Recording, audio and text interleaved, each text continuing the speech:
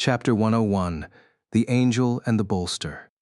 Aman opened his eyes to find Mahiru's shirt before him. It appeared he had fallen asleep again.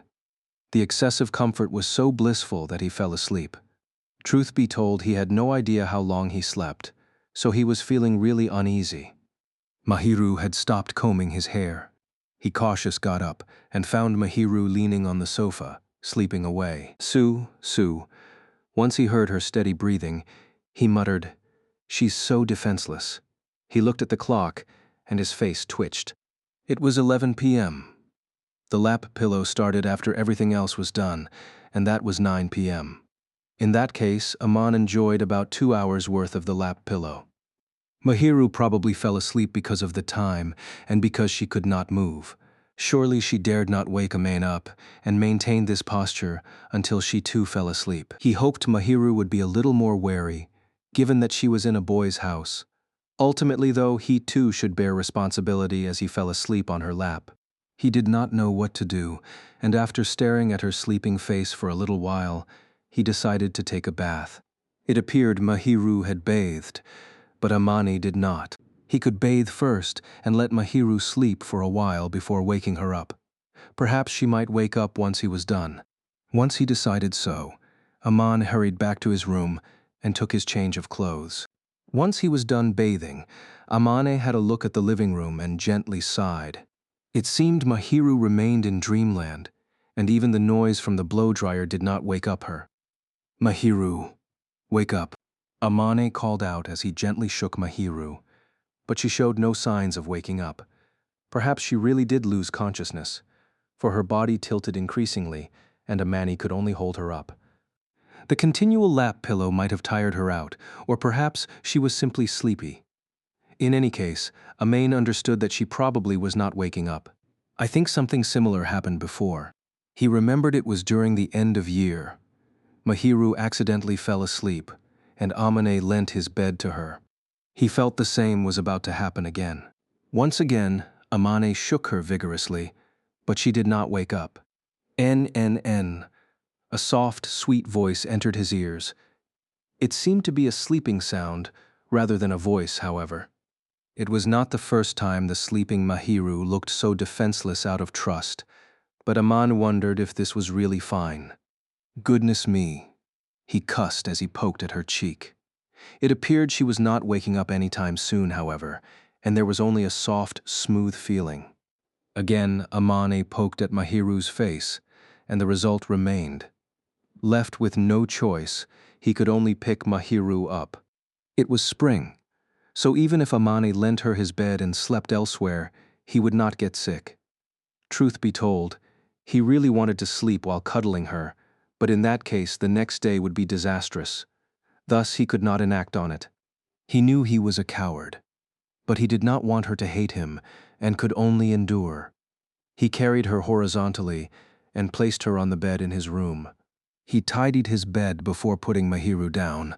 All he had to do next was to put a blanket over her sleeping back. I wonder if I have to give Mahiru a talk, that she shouldn't be sleeping in a guy's house. Aman could force himself on her if he never considered the consequences, and then develop the relationship from there. He did not do so as he wanted to treasure Mahiru, and was thinking whether there was a reason to attack her. Not to say that he was a safe person to be with, there was no guarantee that he would not discard his sanity to enact on Mahiru. He just hoped that Mahiru would not be so defenseless, just because of the comfort and trust in his personality. Mahiru was a very wary person, but in contrast, she loved to fawn towards those she opened her heart to. That was why she showed such a defenseless and innocent side, and for his sanity's sake, Amane hoped she would change. He sighed as he patted her sleeping face. Mahiru's body started to twitch. "Nen," a soft voice rang. Her eyelids beneath the fine eyelashes started to open at a really slow pace and revealed unfocused caramel-colored eyes. The groggy, sleepy eyes appeared to be looking nowhere, and were distinct of one who had just woken up. Perhaps her mind was still delirious, for she was the type to not get her mind running after waking up. Aman leaned to look at Mahiru's face. She did not wake up, and instead was spacing out, looking completely relaxed. "You awake? You were sleeping when I woke up, so I moved you to the bed. If you're up, go home, or I'll use you as a bolster." Man, I'm a coward for just thinking of using her as a bolster. Amain thought. But if he said that he would attack her, there was a chance that she would hate him and cry, and he would be so devastated. He really could not bring himself to say so. Also, he had a little wish. He tapped the groggy Mahiru on the cheeks, wanting her to wake up and go home, but Mahiru remained delirious. She turned her eyes towards Amane instantly, and then closed her eyes and tucked herself under the blanket, clearly showing how tired she was. Perhaps she just wanted to sleep there. Oi, Nin. If her mind was still up and running like usual, she might listen to Amain. She was completely groggy, however, and sought the blanket. It appeared even Amane's words would be ineffective. Amain's face twitched, and he snuggled under the same blanket, wanting her to feel some danger. He slept next to Mahiru, and patted her head while she sought warmth beneath the blanket. He could have shaken her awake if he wanted to, but he could not bring himself to do so when she was so worn out. "All right, wake up, or else I'll really use you as a bolster." Nin en. Once he whispered so to her ear, she gave a vague reply and leaned over. It was too sudden, and he froze. However, Mahiru did not appear to mind as she fidgeted about, trying to find a more comfortable position. She wriggled like a caterpillar and finally buried her face onto Amain's chest. This position appeared to be most suitable for her, and she stopped to sleep. Why is she so defenseless? She fell asleep onto a man's chest at that, perhaps oblivious to her own actions. If Amain reached his hands out towards her, he could use her as a bolster, as he had declared. It would be great if his heartbeat could wake her up. However, he was merely excited and could not wake up the slumbering Mahiru. Aman heard a little breathing sound. Spare me already. Given how defenseless she was, she really could not blame anyone even if somebody did enact on her. Aman groaned once he saw that and looked over at her who was clinging onto him. Her breathing was steady, and she was in dreamland. Amain could only chuckle dumbfoundedly. Seriously, she was unconscious. But typically speaking, she should not be giving full trust to a boy she trusted, cling on to him, or even allow him to sleep with her. Aman realized that she had some fondness for him, but perhaps she did like him as he had hoped. Or so he hoped. He did not know what the real situation was like, but at the very least, she could sleep on Amane's bed without resisting, even if it was unwitting. She did not resist him being next to her, nor did she resist his patting. Can I interpret it in a way convenient to myself? Amane asked himself, and Mahiru naturally would not answer. She was merely sleeping peacefully. After an internal struggle, Amane reached his hands out. He reached his arms around her back, embracing her body that was already leaning onto him. "I warned you, though." Amane muttered what sounded like an excuse, but nobody blamed him. Present here was a completely defenseless kitten and a wolf becoming powerless against it. Amane enjoyed the soft body and apprehensively leaned his lips onto the forehead above her bangs. "I'll take this as lodging and tuition fees." It might be despicable of him to do so while delirious and defenseless, but if she remained awake, he could not have done so. After all, the girl he liked was sleeping on his bed, completely defenseless. He really hoped someone would have praised him for enduring this much. Like usual, Mahiru quietly slept in relief. "This idiot," Amani muttered, and closed his eyes. Chapter 102. The next morning. The next morning, Aman woke up while feeling groggy and sensed a warmth next to him, which usually did not happen. It was May, but the mornings were still cold. He instinctively hugged the pile of warmth. Once he clung onto it, he slowly opened his eyes, and the first thing he saw was the person he had a crush on. He nearly shrieked, but he did not want to wake up the sleeping Mahiru in his clutches, and stopped himself with his little remaining sanity, swallowing back the urge to yell out loud. He gingerly looked towards the girl in his clutches again, hearing the thumping drum that was his heart. She was the pretty girl called Mahiru, no two ways about it. That innocent, harmless, completely relaxed sleeping face was so angelic, sacred-looking even. Man, she's cute, he noted as he saw her sleeping with a smile and was cupping his head in frustration as he was at a loss of what to do. It was a metaphor, however, for he was actually embracing her. I lost to my desire and used Mahiru as a bolster. There's no way we can sleep on a single bed, though. Mahiru had thoroughly devastated Amane's sanity, and he unwittingly used Mahiru as a bolster and even kissed her on the forehead. There was no way Amane would have made such a decision if he was his usual self. Mahiru was like a little devil, wearing his sanity down till this point with such doting love. He could not use this as an excuse, though, probably. Mahiru was overly careless to think Amane as a harmless coward, someone she was safe with. Amane lost to his desires. They both shared responsibility. Amane would blame Mahiru, but he had to reflect on his own actions. He took a deep sigh and started to think about how he should deal with Mahiru in his clutches.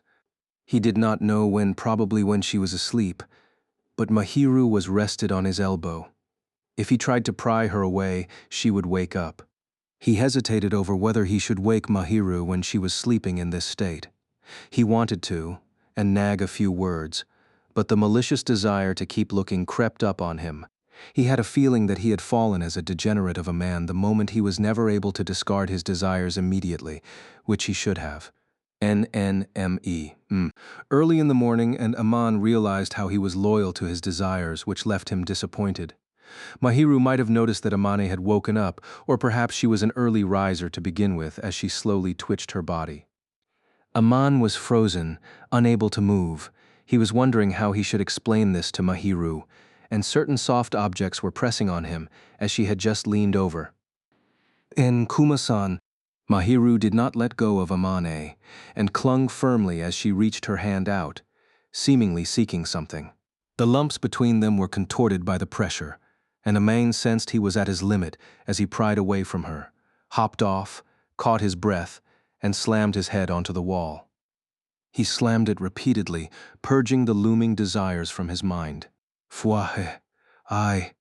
He sensed that Mahiru had woken up behind him, but he chose to ignore as he was busy smashing his head and purging his desires. Amane-kun. A vague, sweet voice arose from behind. Aman turned around to see Mahiru seated up, her head tilted. She looked a little messy as she had just woken up, yet this messy look had an innocent, alluring charm which left him unable to look. In any case, it would be bad if he met her in the eyes. Again, Amane slammed his head against the wall. Dull bangs could be heard as he used too much force, and pain followed. Amane felt it might be an appropriate punishment for himself at this point. "Good morning. What are you doing?" "Hitting my head." "Why?" "I feel ashamed of myself." Aman continued to purge his thoughts by killing off his brain cells, and Mahiru seemed to feel confused too. N. She made such a sleepy sound and wrapped her arms around his waist to stop him, pulling her back. She was embracing him tightly in this posture, and he really wanted her to stop. "Mahiru-san." "Yes. You don't have any thoughts about both of us being on the same bed?" Aman groaned, and Mahiru's thoughts froze for a moment. After a little moment, she slammed her head into Amane's back. It did not hurt, but Amane understood Mahiru's confusion and embarrassment behind him. Mug. Let me make this clear. I didn't do anything. N. It was obvious given their situation. Mahiru probably was not physically hurting and surely would understand. Anyway, can you please move away a bit? I want to apologize properly. And your chest's touching, so please don't cling on to me. Amane was pleading away at the end. Mahiru too might have felt it was a bad thing and hurriedly pulled away. Once the softness and warmth on his back vanished, Amane momentarily felt it was a pity and was inevitably ashamed of his own thoughts. He was angsty due to his own desires and turned around so as not to show them. Mahiru was shivering, blushing completely. She was not looking terrified, just embarrassed, which really left him relieved. Aman moved away from Mahiru and got in a seiza before her, his fingers on the floor as he kowtowed in apology. Sorry for yesterday. Aman felt he should apologize the fourth for the previous. He positioned himself, got in a dojeza, and sensed Mahiru's frantic breath near his head. It is fine. I should be the one apologizing for yesterday. Earm looking at this, it seems you brought me to the bed, Amain-kun? Yeah, it's my fault. I decided that we'd sleep on the same bed. You can tell me off. Normally speaking, nobody would choose to sleep by the side. In fact, at the end of last year, Aman slept on the sofa and felt it was reasonable. It was truly ungentlemanly of him to sleep on the same bed as someone he was not dating. Ultimately, he used Mahiru as a bolster. It was no laughing matter. I used you as a bolster while you're sleeping on the same bed. I should be the one at fault. No, I took the bed too. We have to share the responsibility. Say, do you understand that you shared a bed with a guy over a single night? What would you have done if I did the thing? The only reason he did not do so was because he was a May. Any other guy would surely have done so whether she was asleep, or rather, when she was asleep. Aman-kun, you said you will do so when I agree to. Look, I might not ask if I lose my sanity. Be careful. Seriously, you're too defenseless that it's scaring me. A man and a man, a-kun. Do you think I will sleep carelessly in anyone's house? Once he heard that question, a man lifted his head and found Mahiru staring at him silently. There was a pleading glint in those honest eyes. A man could not understand the emotions contained within, but he could tell that Mahiru looked a little hurt. I don't really think so. I trust you, Aman-kun. I will only sleep before you. Mahiru's breathing was a little frantic as she concluded. Naturally, the heat rose up Amane's face. Was her explanation not implying that she liked Amane, felt he was special, and could be careless around him? Given her attitude the previous day, and her delirious, alluring state, Amane started to think that she had feelings for him. He knew that she would usually respect his personality. However, there was a chance that she might love him as a partner. The moment he thought so, the blood gushed to his cheeks. Aman was speechless as Mahiru's words shocked him greatly, and his eyes swam about. Is it really fine for me to take it that she likes me? That was the intent Amane felt from her attitude, so he was confused and flustered. If he was wrong, he might not be able to laugh at all. He would be so devastated to the point of death. He dared not make a conclusion, but looking at her attitude the previous day, perhaps it was fine for him to harbor a little hope. I understand this, but this doesn't that you can just sleep in front of me like this. I'm a guy, you know. But no matter the feelings Mahiru had for Amane, such carelessness was a no-go. Once she heard this, Mahiru turned her head aside. You would have done so already if you could. Amane-kun, I thought you would not do anything. You are saying this? Amane ruffled his hair with a hand and sighed.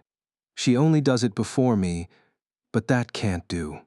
That was because she did it in front of Amane. Amane had fallen head over heels for Mahiru. If she remained so defenseless, there would surely be a day when he would lose control. It would be bad for both sides if they were to continue like this. Aman reached his hand towards her, thinking that she would not understand unless she experienced it personally. He gently yet abruptly pushed down Mahiru and leaned on her. The flowing flax-colored hair scattered upon the bedsheet like water. The white ocean was gradually turned a flowing flax-colored, and it was an unspeakably beautiful scene.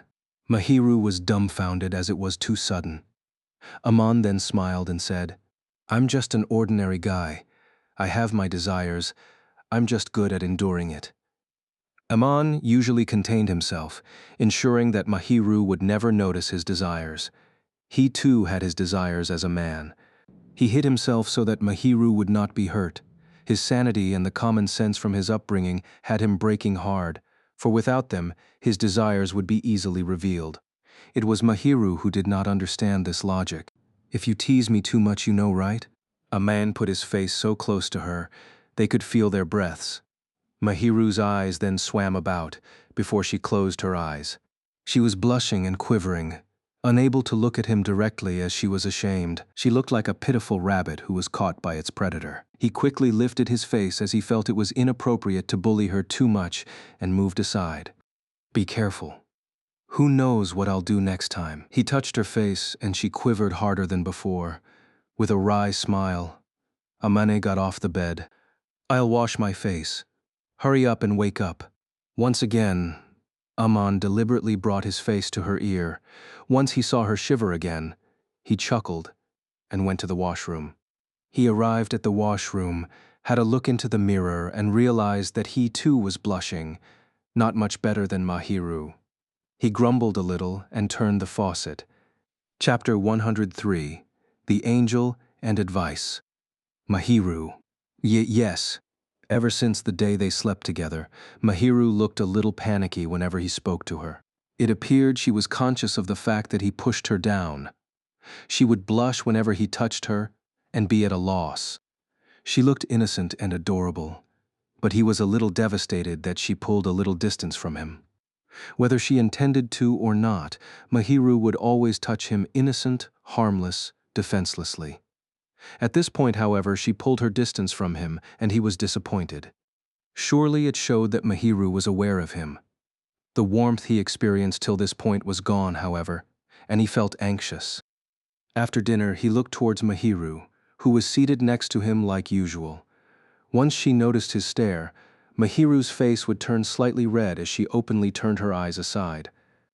Amane knew the reason, but he felt conflicted by her attitude.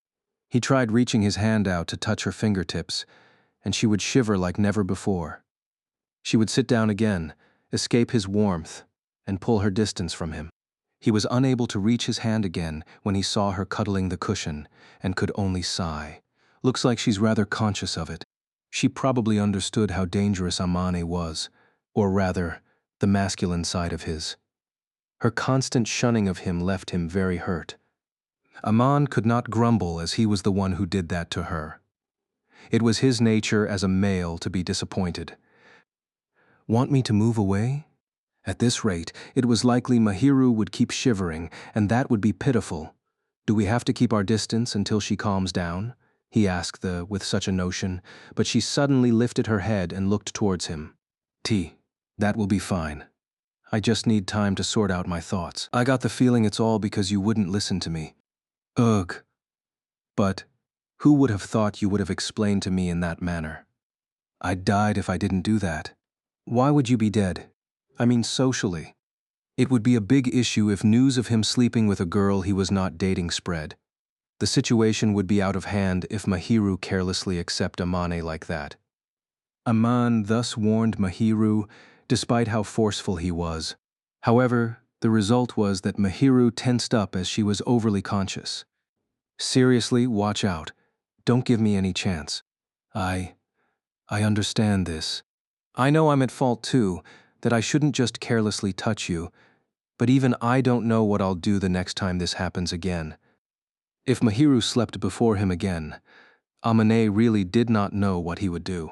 He did not want to betray Mahiru's trust in him, and at the same time had the urge to touch her.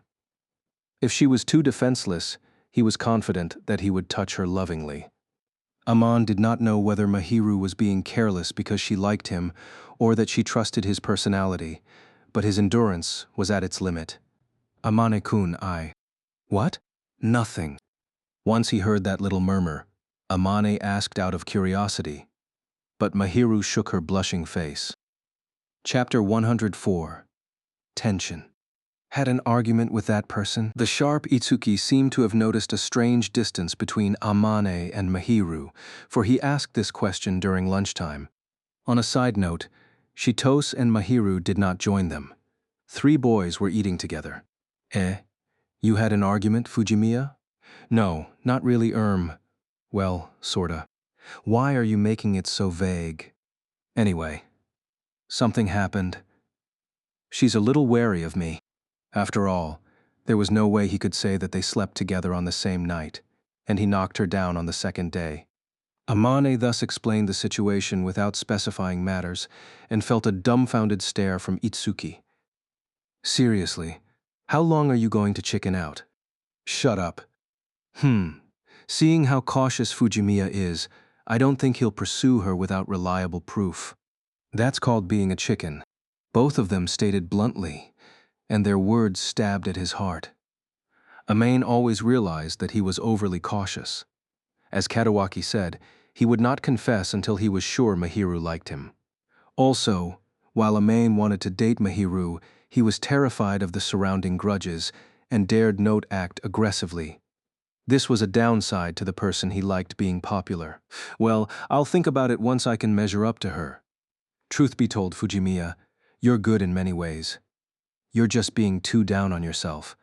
You're saying that when you're elite in everything, Katawaki, Amane would not be suffering this much if he had the looks, smarts, and athleticism Katawaki had. People would be jealous of Katawaki if he dated Mahiru, but ultimately they would agree that these two were too unattainable, that they would be a good match. On the contrary, if everyone did not expect an ordinary boy to snag Mahiru, they would be blaming him. He was no different from everyone else, yet he got this unattainable flower. Surely the envy would be off the charts. I don't mean to be jealous, but I think if I can be like you, Katawaki, I probably CNA be a little more confident. Just go on with the confidence. I am trying. I can't just muster confidence as and when I can. Aman was working hard on his studies. At this point, he hoped to remain in the top 10. Luckily, his memory and studying skills were decent, and he probably did not need to put in much effort maintaining his grades. All he had to do was to increase his standards. The problem was his athleticism. It would be great if a man had Katawaki's athleticism, but in fact his was average. His abilities were more academic inclined, and he could not expect to perform in sports. If he were any better, he could at least perform during the sports festival the next month. I'll try to work hard at my own pace. Stop pushing me. I'm fine with you saying this, Fujimiya, but seriously, the people looking are the stressed ones. Yeah. The Kick Amane in the back group will have another meeting then. Seriously? What are you two up to? Amain's face twitched. He did not expect them to come up with this group, and Katawaki shrugged with an awkward smile. Look, we're cheering you on. Chapter 105, Groupings for the Sports Festival. Ah, I'm red. Chitose bemoaned once she saw the groupings of the sport festival that would be held next month. Itsuki, who went earlier to have a look, was in Team White. They were thus on opposing teams. Will be great if our groupings are the same as our family names. You two will still be on opposing teams. Itsuki's family name was Akazawa, or Red Swamp, while Chitose was Shirakawa, or White River. This was the reason why they were dubbed the Red-White couple. I see this as a tragedy. We're enemies, but there's a forbidden love tying us together. Amane blatantly rolled his eyes at the lovey-dovey couple pretend to lament their fates after becoming enemies, before looking at the team list. Amane and Katawaki were on Team Red, which also had Chitose. Itsuki and Mahiru were assigned to Team White. Katawaki, the ace of the track team, was assigned to Team Red, but based on the class groupings, most of the sports club members were on Team White. Aman did not really care about winning, but he was a little worried about embarrassing himself before Mahiru. What are you planning to participate in, Aman? After the lovey-dovey act with Chitose, Itsuki walked over to chat with Amane. He and Chitose were the organizing members representing their class. This position was really suitable for him, considering how he was great at livening the class mood, but he disliked the hassle. Amain was impressed that Itsuki actually signed up for it. What are the events? Let's see. The only ones we can choose are probably sprints, relay race, obstacle race, borrowing race, three-legged race, ball toss, tug-of-war. Since you aren't in any club, I don't think the club tug-of-war has anything to do with you. Can I just go with ball toss? You're choosing the one you don't stand out at least two. Ball toss and borrowing race. Aman did not want to embarrass himself before Mahiru. But the relay race and the sprints were where the sports clubs would show off. Amain would be out of place. As for the three-legged race, he could not pair with Isuki, who was on the opposition. Katawaki was on his team, but he was not confident that he could match the speed and leg strength of the sports club members. I'll just choose something I won't cause trouble in, he muttered. and Itsuki showed a wry smile. You really choose something that doesn't stand out. Ah, no. Maybe you'll stand out during the borrowing race. I can't really race after all. You sure aren't confident. Aman would want to avoid an outright tussle against the sports club. His safest option would be to choose the events the arts clubs would participate in. The problem is all the guys have to participate in the cavalry battle, and you're on the other team. In this class, Amane was only on good terms with Itsuki and Katawaki, though it was not that he never spoke to the other boys. Katawaki's team might take Amane out of sympathy, but even though Amane felt that there might be a strange awkwardness, the cavalry battle was basically where classmates on good terms would team up. Amane knew he was a peripheral figure and did not have much interest in the sports festival. Ah, that should be fine. Yuta, Kazu, and Makoto want to be on the same team as you. See, right on cue? Amane looked over to where Itsuki pointed, and there were 3 boys waving at him. One of them was Katawaki. Amane never really spoke to the other 2. However, he knew them to some extent. Those 2 were on rather good terms with Katawaki. It's a rare chance, but I hope you'll get along with my friends. Katawaki once heartily chuckled, and these were the friends he referred to. One of them was in the same track team as Katawaki, adept at long-distance running, and had a serious look. His name was Kazuya Hiiragi, the one Itsuki referred to as Kazu. The other was relatively short amongst the boys, Makoto Kuju, said to be rather weak by the girls. Whenever he was not with Amane's group, Katawaki would often spend time with them. Oe Fujimiya, over here, let's team up for the cavalry battle. In the middle of this group was Katawaki, who called out to Amane with his usual hearty smile. While Amane was feeling confused, Itsuki nudged him from behind. Go on. He went over rather hesitantly and was welcomed with a beaming Katawaki. You haven't teamed up right, Fujimiya. If you don't mind, we hope you can team up with us. I'm fine with that, but are you two fine? Sure. Answering first was the more honest-looking Kuju. Yuta and Kazuya are taller, and height-wise, you're most suitable. Ah, I see. The rider would have much difficulty if the trio beneath were of varying heights, and would be slower as a result. Kuju might be the rider, and was worried about this. Amane was taller, and was of similar heights next to Katawaki and Hiiragi. Aman was rather weak in terms of physique, however. He was not as sturdy or nimble as them. You fine with that, Hiiragi? Sure, we're asking you because of this. We heard you're on good terms with Yuta, so I'm curious too. Don't worry, Fujimi is a good guy. Well, you have the eye for people's characters, so I'm not worried about that. More importantly, even if you ask me if I'm willing to get along, I won't know without trying. Amane showed a wry smile at these blunt words, and Hiiragi stared at him unflinchingly. This appraising look left Amane a little uncomfortable, but he did just join a group of friends who were well familiar with each other. It was to be expected why Hiiragi would do this. Anyway, please take care of me. Hiiragi showed a somewhat kind smile, and Amane had a feeling the former did not outright reject him. Amane too smiled.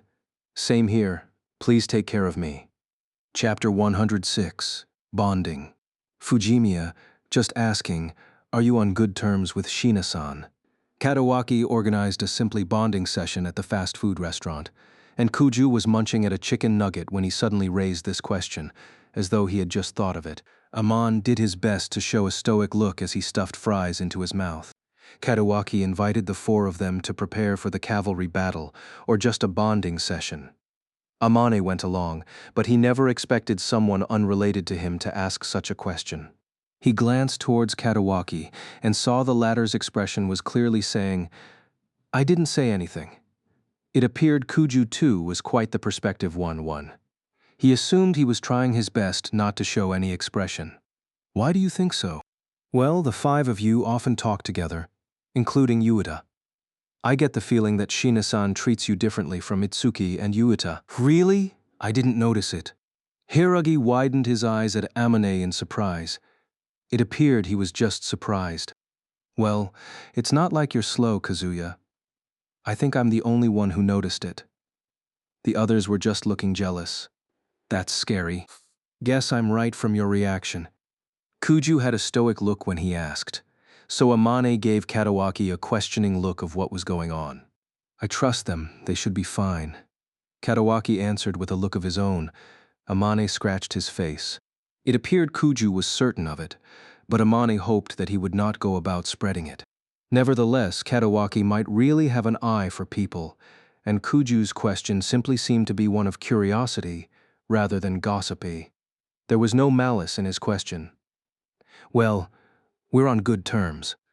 It looks like Shina-san's taking care of you. Guess I'm right. Does it look that way? Sorta. Kuju's insight was really terrifying. It might be better for Amani to tell some truth rather than come up with a flimsy excuse, and this would make him more trustworthy if they were to bond. Well, our places are close to each other, and I get chances to talk to her. We're just on better terms. Was that before we're in our second year? Yeah, we started interacting in school during this second year. Pretended to be strangers before that, though. Of course, Amane could not say that Mahiru was his neighbor who came to his house every day to cook. That would sound too surreal. So he simply mentioned something that was true to a certain extent. Upon hearing Amane's explanation, you already knew, Yuta. Kuju looked towards Katawaki.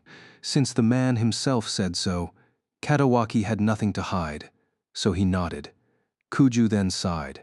Well, you really are too kind. Kind? Nothing. Just a comment to myself, so you've been hiding it from us, Yuta. Of course I won't say it when Fujimiya won't. I don't think you two will go about spreading it. Of course, there's no way I'll go out and do such an annoying thing. Your honesty's a virtue, Kazuya. Katawaki grinned away, and while Hiiragi was praised, he tilted his head. His face was clearly showing no suspicion about other people's kindness, as though he was saying, "Why do you have to state the obvious?" Aman felt there was a certain danger to that, but the fact remained that Hiiragi was a good guy. Hiiragi, too, was famous for being serious, upright, and honest, though in a different manner from Katawaki. Amane was shocked, and yet he understood in amazement that he was truly Katawaki's friend. Katawaki had a keen insight of people, and there was nothing wrong with his choice of friends. So we just don't have to tell others. But Kazuya, you can't really lie. I think it's best for you to pretend not to know. Anyway, even if anyone suspects that those two are on good terms, they'll ask guys like Itsuki and Yuta, not you, I guess. You're right. Katawaki chuckled, and Amane relaxed. That'll be of great help. I don't want her to get into trouble.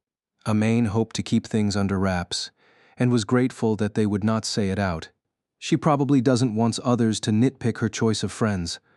I hope you guys can leave her alone for her sake. Aman knew that if others learned of these, he would be reproached and envied, and steeled himself of it. There would surely be some who would ask Mahiru, albeit without malice, why Fujimiya? To the people at school, Mahiru was someone special, even if she was not a celestial being. Just as how nobles would be criticized for interacting with plebeians, so would questioning voices reach Mahiru. Such questions were to be expected, but Mahiru would probably feel displeased by it. At the very least, she hoped to have a choice on who she should date.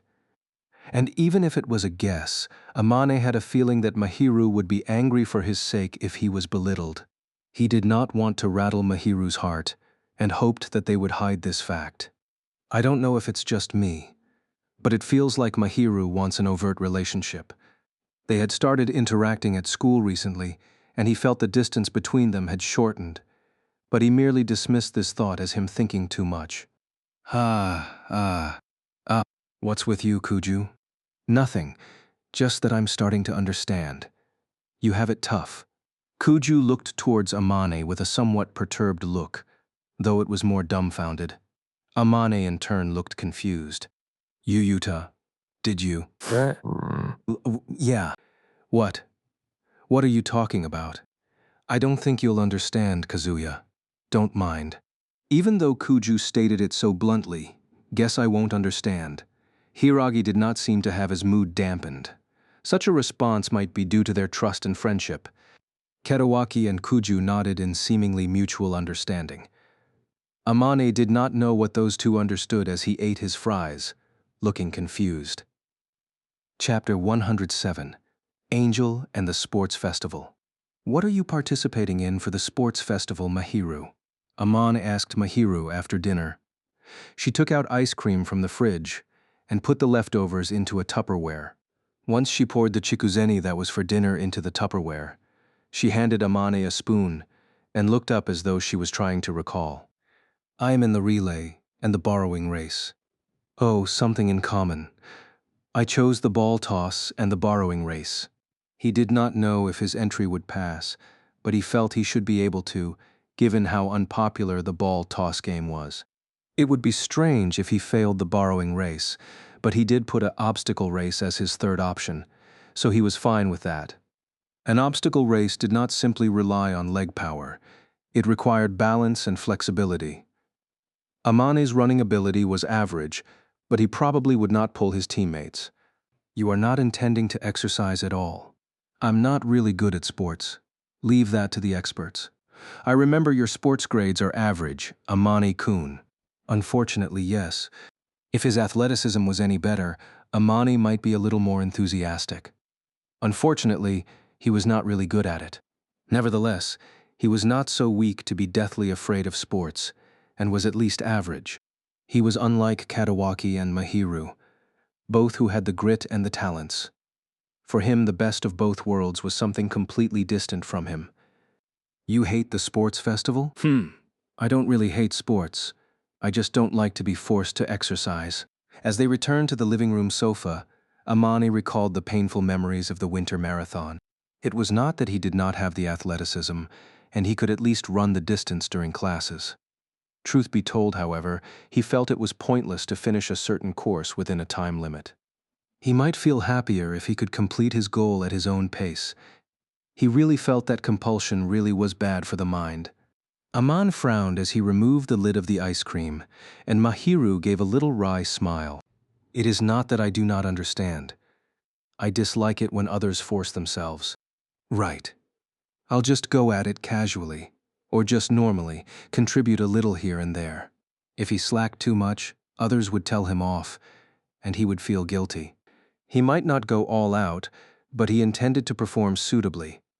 There was no room for him to actually do so, however, if his primary choices were accepted. Fufu. I will not see you perform then, Amane-kun. Relax. I'll do well during the ball toss, probably. Probably. It's not a flashy event. I won't really stand up. Amane did not understand why, even though they were in high school, there was such a cute event called the ball toss. Some high schools had excluded them, yet his school kept it. Perhaps it was for the sake of those absolutely horrible at sports. But even so, there would unlikely be any tension when it came to the event. You are rather accurate when throwing items. You never missed when you threw tissues into the basket. Though it is because you are lazy, she quipped, which had him wryly smiling. Cut me some slack here. I never missed anyway. It is fine when you are at home. Anyway, you are really accurate at throwing. Well, I'm good at throwing, including darts. Mom brought me out before, and I did well. The mother's escapades with the son included lots of places. This included outdoor activities like survival games, whitewater rafting, to indoor like darts, bowling, game centers. Amin was dragged to various places and picked up lots of useless skills. One was of use this time around, so he could not say they were all useless. Have you received some form of gifted education? For games, maybe. Shihoko-san is really amazing in a certain sense. Mahiru muttered in amazement rather than surprise. As the one who was dragged along, however, Amane could not fully agree. He was really grateful for Shihoko. Shihoko had him gain lots of experiences, and back when he was depressed in middle school, she treated him like usual. It was for this reason that Amane was able to recover from a fatal spiral.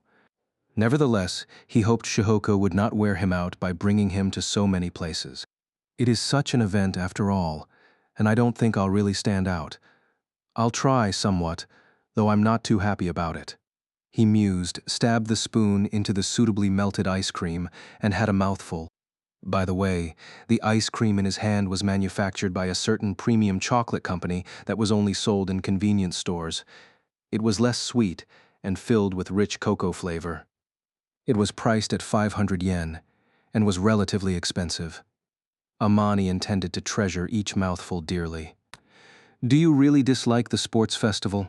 No, actually, it's getting hotter, and it'll be annoying to stand out there in gym clothes for half a day, even if there's a tent.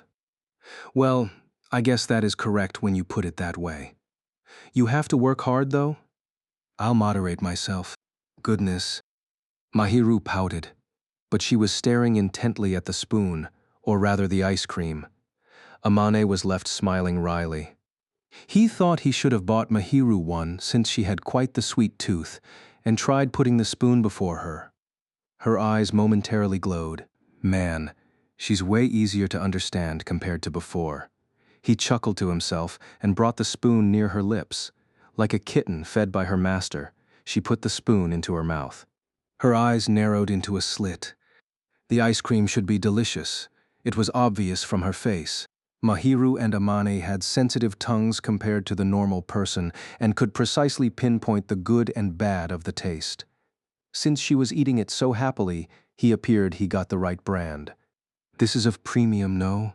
You can tell? From the packaging. This is better than I expected. Really, here? Amane handed another large mouthful, and Mahiru ate it obediently, showing a satisfied smile. She showed an expression more blissful than an ice cream melting under room temperature, and his body heat slowly rose up his face. Uh-oh, I'm now feeding her. Amane intended to maintain a normal distance from Mahiru whenever possible, but it ended up this way. Mahiru, too, was so conscious of Amane, yet she gave such a careless expression. Typically speaking, she would not feel happy to be fed by a boy. Mahiru, take it all. I'm not eating it. Brewing some coffee, this is for you. Aman handed the ice cream cup and the spoon to Mahiru and escaped to the kitchen. Feeling despondent, he dumped the coffee beans and the filter paper into the coffee maker. Chapter 108, Sports Festival Day. Early June, the sweaty season arrived, and Amani's school held its sports festival. Unlike the peaceful mood of those in elementary and middle schools, the high school sports festival felt more like an extension of the classroom, and hardly any parents would show up. Despite that, the sports festival remained one of the few activities, and some of the students were rather excited. The juniors of the sports clubs especially were particularly riled up, for perhaps they assumed this was a chance for them to show their club advisors of their abilities. In contrast, most members of the culture clubs were not particularly enthused. Amani did not join any clubs, and was more of the latter. It's tiring, a classmate muttered under the same tent. Amane showed a wry smile when he heard that. Amane was not enthusiastic. But even he would not look so unmotivated. He acted as though it did not involve him. Luckily, his primary choices were chosen, so he did not have to go running about. The most activity he would require was the cavalry battle all boys had to participate in. You don't look like you dislike this, Fujimiya. I thought you would. Katawaki too was under the red team tent, and looked at Amani's face in surprise. Well, I passed the registration, and I'm just lazing around now, so I don't really hate it. I think studying's a lot easier, though. That's rare from you, though. Well, Fujimiya, you're great at studying, but not at sports, not like you can do anything. Amane could not deny the words of the eavesdropping Hiragi, and showed a wry smile. In fact, this was the case, and he could not deny it. Nevertheless, he felt conflicted to have someone pinpoint this. Amane was grateful to be told that he was great at studies, and impressed this was others thought of him. He could not help but admire those who had brains and brawns, however. Maybe I should exercise regularly. I do some jogging and running, though. If my house is a little closer, I can go jogging with you, Fujimiya. There's no way I can match your speed and stamina, Katawaki. Yeah, Yuuta. Didn't you forget that the last time I joined you, I was about to die? That wasn't a jog, that was a sprint. It appeared Kuju had once accompanied Katawaki on a jog, and at this point he looked worn out. On a side note, he was a culture club member, rather than sports. The astrology club, in fact. He was skinny, delicate, short, white-skinned, and clearly did not seem the sporty kind. But well, the delicate and petite Mahiru was quite athletic herself. So not all people of his size were like that. But I think you should be fine, Fujimiya. You didn't seem that tired during the marathon. I do train every day since I think about what happens when I'm old, but I can't beat those who do sports. You're the only one who'll think about what happens when you grow out. You're weird, Fujimiya. No, actually, I think you're interesting, you know? Are you praising me? Hai Aragi was upright and honest, and overly blunt, so curt with his words. Aman understood that immediately after they got along. I guess Kazuya's praising you, probably. Thanks for that. No need for that. What's with this conversation? Kuju did not hide how nonplussed he was, but he was not mocking them. There was some relief in his expression, so it appeared he did not really mean what he said. Ah, whatever. You're always an airhead, Kazuya. I don't think I am. Well, you're the only one who doesn't know. It's fine, don't mind. Just be who you are. Ugh, really? Hairagi easily accepted this fact, and did not ask further. Is this really fine? Amani muttered, and looked towards the track. The participants were ready to sprint. It was probably a 100-meter sprint, given the angle of the track. The first group had finished running, and the second group started lining up. It appeared the second group was the girls' race. The faster runners of the red team were gathered there. One of them was a familiar girl with brown hair. Eh? Does Chitose run fast? Ah, Shirakawa-san's fast. She was in the track team during middle school. Really? Yeah, but she didn't join in high school. They say that she had an argument with a club senior, and it's too much of a hassle to join. Shall I retort about the fact that she actually argued? No, there's a reason for that anyway. She learned her lesson, or rather she's tired. Tired? A lot of setbacks happened when Shirakawa-san and Itsuki dated. But well, someone in the track team liked Itsuki. Ah, I get it. The two of them were the official couple recognized by everyone in their year. But back in middle school, it was Itsuki who aggressively pursued Chitose. It was said that Chitose was a lot more aloof compared to the present, and Itsuki spent so much effort to woo her until they finally got together. One could easily imagine what would have happened if the senior who liked Itsuki witnessed that. She didn't join the club because it's too much trouble for her. She does like running, though. You can see her running sometimes. Since she lives near me, Kadawaki quipped with a chuckle and looked towards Chitose, who crouched down. Amani was practically an amateur, but he could tell Chitose's posture was solid, beautiful even. She did not have that usual nonsensical, carefree smile when viewed from afar. She looked serious, pumped up for this. The gunshot rang. At this moment, she was the fastest to act. Anyone would have said that her posture was wonderful. She was fast as the wind, and even overtook the girls of the track time. Her soft hair fell behind her, and her body charged forth. She stomped hard, and arrived at the finish line faster than the others. Her running movement was mesmerizing, and she passed the finish line before they all knew it. Once she finished, she took the winner flag and looked towards the red team, towards Amane, and chuckled. One might feel relieved seeing her wave the flag ferociously. Once she was done running the 100 meters, Chitose returned and proudly puffed her chest. I'm back, you saw it. We did. You're really fast. Wow, thanks. Yeah. The way you run looks comfortable? Shirakawa. Chitose looked greatly pleased to be praised by two current members of the track team. Good work. You ran fast. Aman too praised. In fact, she was so unexpectedly fast that a man was taken aback. I'm happy. However, Chitose seemed fine with that as she grinned away. Perhaps it was just her, but the lack of tension this time seemed different from when she was running. Amane's face relaxed. But you're as fast as usual, Shirakawa. Heh. I've been training every day, though I'm not as fast as I used to be during my club time. It seemed Chitose was faster back in middle school, which was shocking. Amane had many who had particular strengths around him, like athleticism, brains, and so on. He felt really envious as an ordinary person. Hairagi appeared to be from the same middle school as Kadawaki and the others, but he was shocked that Chitose had this speed even though she did not join the track team. I've been thinking, how are you so fast? Is it because you have a small surface area and have little air resistance? Hey Kazuyan, what do you mean small surface area? Hmm? I'm talking about height. What else am I referring to? Hiragi stared at Chitose with an honest look, and Chitose immediately frowned. The latter might have been embarrassed at herself rather than angry. Surely she had assumed Hiragi was talking about her body. On a side note, Chitose was not as petite as Mahiru, but she was not really taller. She was relatively taller than the average girl, but not particularly tall for a track member. Also, she was lanky unlike a typical sports person.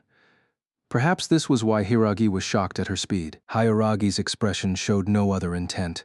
It was all Chitose's misunderstanding. You embarrassed yourself, huh, Shirakawa-san? Shut up, Makochin. Chitose blushed as she slapped at Kuju's back, sitting next to Time. Amane showed a wry smile, ensuring that she would not notice. Chapter 109. The Angel's Borrowing Item. The only events Amane had to participate were the ball toss, the borrowing race, and the cavalry battle. All the boys had to participate. Thus, he was rather free. Some particularly enthusiastic went for more than two, but Amane was not particularly invested in the sports festival, so he only registered for these two and the group event. Just to note, the ball toss ended. There was not much passion in such a competition, and it was merely a matter of throwing balls into a basket hanging up there. They had to snatch the thrown balls, but there were already lots of them, and no need to contest. The entire competition ended peacefully. Chitose nudged Amane in the back, wanting him to be active, but there was no reason to stand out. The ball toss was merely a game of picking a few balls, gathering them at a spot, and throwing them at a basket. It was nothing particularly outstanding, just a boorish repeat of actions. The only matter of particular note was that they scored more than the white team. It probably was because they were more accurate, and gathered the balls in the first place. You really choose the really boring events, Amane. Shut up. It's your duty soon. Hurry on. Ah, yes. Chitose looked at her schedule. Man, being a committee member sure is busy. She grumbled as she went over to the organizing tent. Then why did you sign up for the job, he wondered, but it was a little too late. He watched Chitose skip off and scanned the schedule pinned on the tent pole. There were only a few events left for the morning. This would include Amane's last personal event, the borrowing race. Once they ended, it would be lunch break, followed by the afternoon. In other words, once the borrowing race ended, Amane was only left with the cavalry battle. But seriously, she's in charge of the borrowing race? Since she was taking over this time, it appeared Chitose would be in charge of the following events, and she would be the judge. Amane had a feeling she was aiming for this. He did not know who would be deciding the items, but it was likely someone planned something, which scared him. His heart suddenly felt heavy, but he went towards the gathering spot for the next event, the borrowing race. It appeared Mahiru too went for this event, for she was waiting silently over there. There was nothing for them to talk about, so Amane did not speak up. The moment his eyes met Mahiru's, however, she smiled and nodded towards him. They kept their distance outdoors, but Amane's heart raced a little once he saw her give her usual smile. Amane acknowledged her with a usual stoic look, but he was feeling uneasy inside. And Chitose, organizing this sports festival, looked at Amane and Mahiru happily. Once it was time for the event, the participants followed the instructions of the in-charge Chitose and went to the field. There were lots of folded papers scattered on the field. On her command, they could then pick up these papers and retrieve the item listed inside. Unlike the other races, this borrowing race was rather leisurely, and the objective was to enjoy the borrowing process. They did not have to be so serious. Depending on the listed item, however, one might end up in a public execution. He had to be careful. All participants, please stand on the starting line. Chitose gave clear instructions through the microphone. She could be a proper MC, assuming that she did not fool around. She had a cheery personality, was adept at reading the mood and situation, loud and clear, not too shrill, and could gather attention. On your marks. She did not fool around at all for the time being, as all the students and staff were watching. The gun, however, was held by another boy, so she was just in charge of the countdown. Get set a beat after she called out. The air gun was fired. The sound of this gunshot would always be bad for the heart, but a man stoically jogged towards where the papers were put. The faster runners had already opened the papers and read the contents. Aman followed them, picked up a folded one, and saw what was inside. There were a few words in proper handwriting. Someone you think is pretty. He was asked to pick a person and not an item, but he did expect something like that. He really wanted to comment about who would choose such topics, but luckily for him, he could somehow deal with this. At the very least, it was not the hardest kind of question. The person he likes. He simply had to choose someone who was objectively pretty. In other words, he had to call over the acclaimed beauty, which would be Mahiru. Once Mahiru was done borrowing her item, he would just have to bring her along to the finish line. Though he might stand out if he brought her along. It was the requirement. Everyone would think it was an appropriate decision once they knew what he had to take. Such was his thought as he intended to look for Mahiru, who probably was looking for a piece of paper someone grabbed at his t-shirt next to him. Truth be told, she was pinching rather than grabbing. The hem was tugged at a few times, and he turned around skeptically. Right before him was the person he was looking for, looking at him worriedly. Fujimiya-san, I will have to borrow you. Will you come along with me after you borrow what you need? Eh? Me? Yes. Aman never expected them to have to borrow each other. In a certain sense, this was good, but he felt it was too obvious. They were in the middle of the field, however, and since Mahiru had already spoken to him, there was no point worrying about standing out. Chitose, standing opposite the finishing line, smirked away as she looked at them. I'll remember this. Well, Chitose was the one who wrote the papers, so these items were certainly part of her plan. He did not know what Mahiru drew, but since the latter chose him, he felt Mahiru would never budge on the answer. Anyway, what do you need to borrow? It is a secret. Their items would be announced once they crossed the finish line. Yet Mahiru was unwilling to speak up. Amani could only sigh and head towards the finish line. Well, I need to borrow you too. Let's go to the finishing line together. What do you need to borrow, Fujimiya-san? It's a secret. He returned the same answer to her, and she smiled. We shall know once we cross the finish line then, she said, and held Amani's hand. She ignored the buzz around them and led Amane to the finish line. Aman felt a little wince in his gut, but once he saw how elated Mahiru was, he felt it was to be expected. He thus realized the one who fell for the other would be disadvantaged. Once they passed the field, which he could not bear to stay on, they crossed the finish line. A really delighted Chitose welcomed them. Aman unwittingly clicked his tongue, and Chitose did not seem to mind. Huh? Both of you are crossing the line together? I do remember you two are participating in this. Damn you, Chitose, what's with you leering away? We're borrowing each other. Ha ha ha. Let's see what you got then. Who's first? Fujimiya-san, please. Aman was shocked that Mahiru answered without hesitation. Chitose seemed to have understood as she pointed at Amani's paper, perhaps wanting him to show her.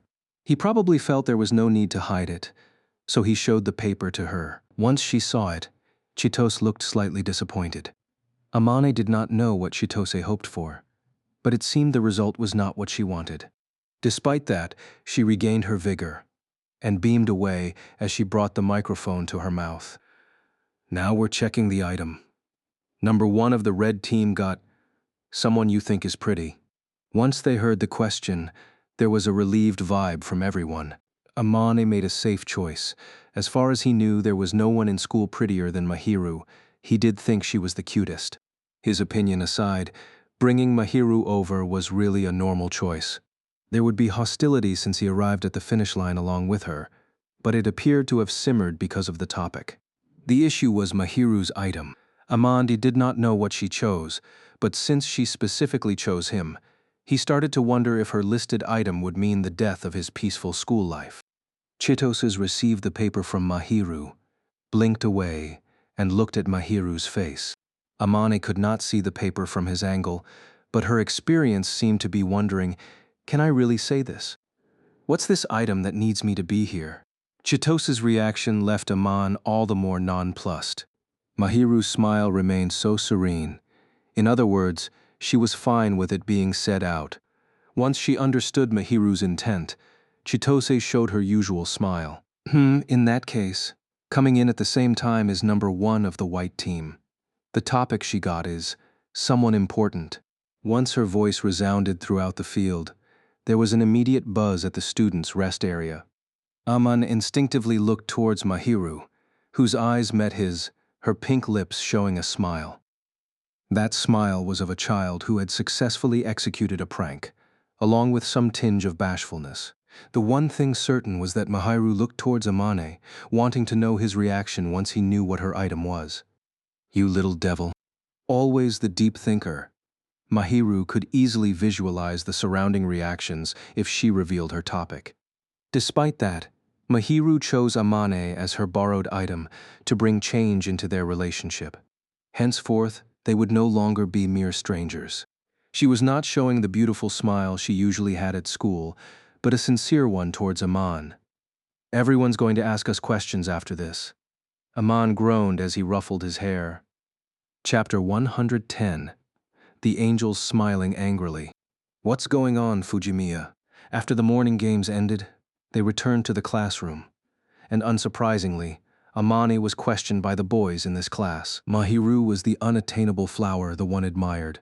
That Mahiru borrowed Amane in front of everyone under the pretext of being an important person.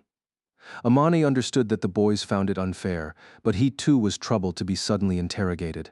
Even if you ask, why are you with Shina-san as her important person? Anyway, when did it start? You didn't interact at all, right? You only started eating together recently, didn't you?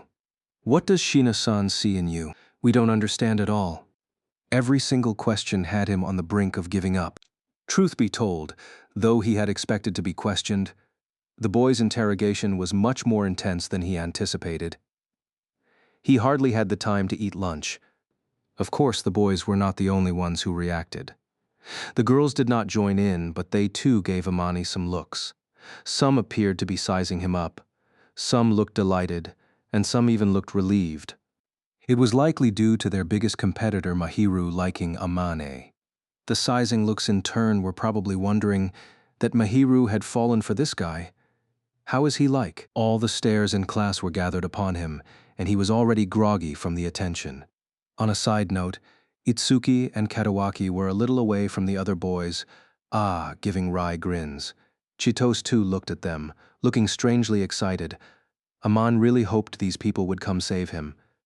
Please do not bully him excessively. The first to reach out and save him was the other person involved, Mahiru herself. She might have gone off to buy isotonic drinks, for she arrived late in the class. There were pet bottles in her hands, and they were covered in sweat as the weather was a little hotter. Once her eyes met Amane's, she showed a gentle smile.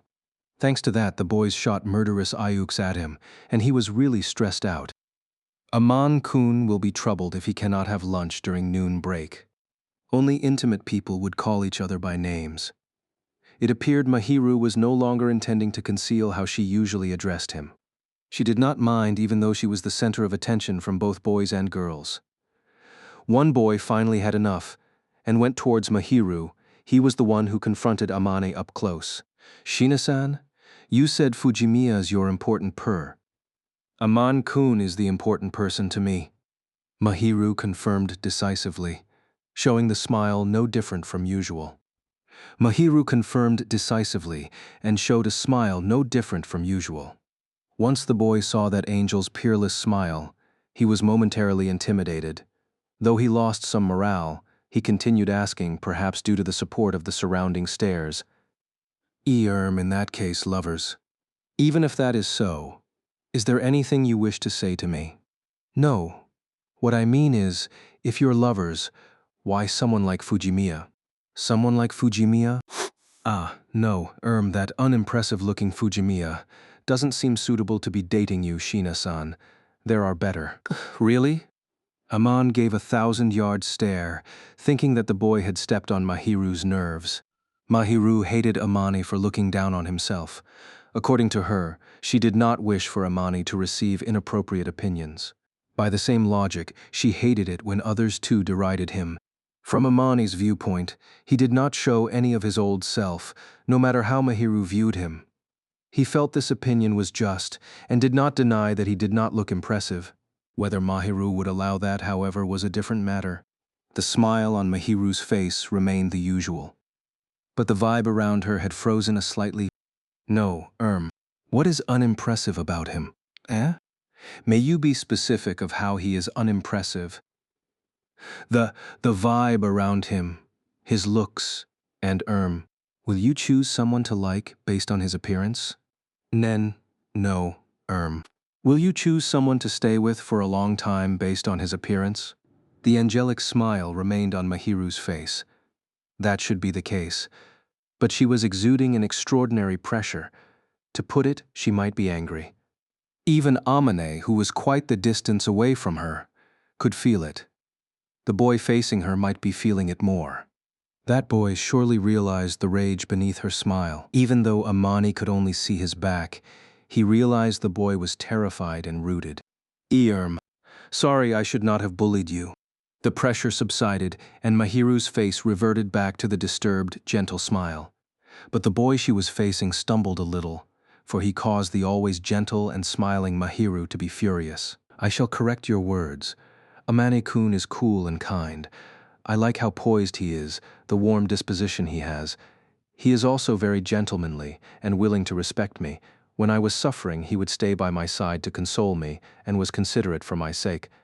He is not someone to badmouth others at least, nor will get in the way of other people's love. Mahiru went for the haymaker at the very end. Her declaration at the very end was clearly stating, I will not fall for you when you badmouthed him in front of me. Is there anything else you wish to say?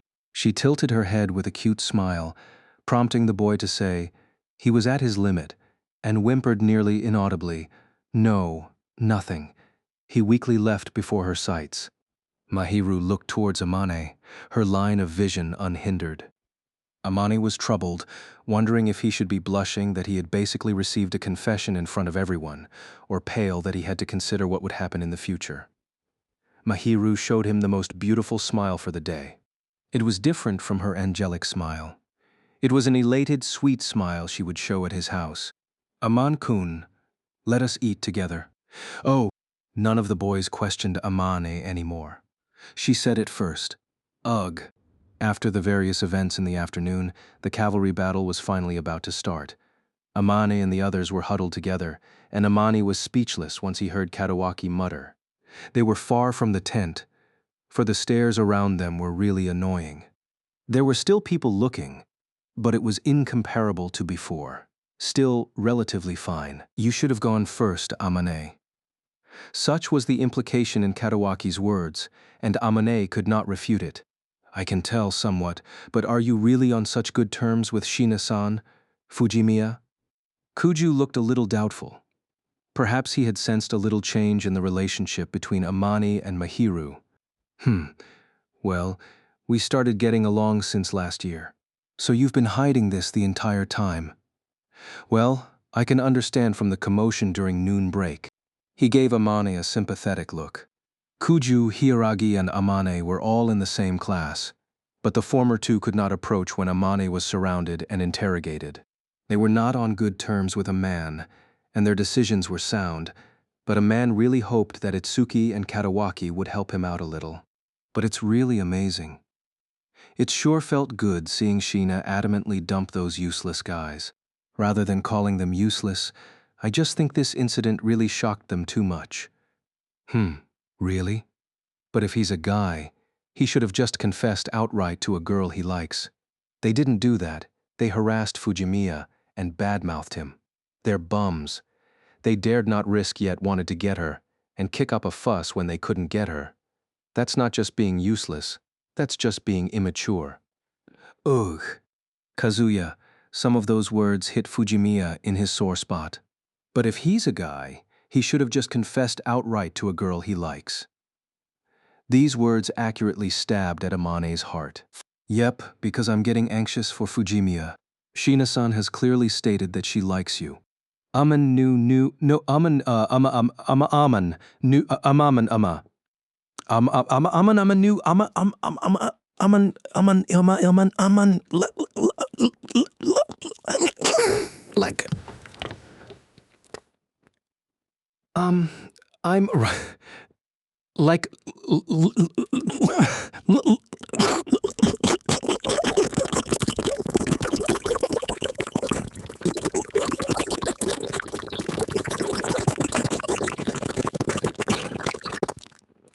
Aman nu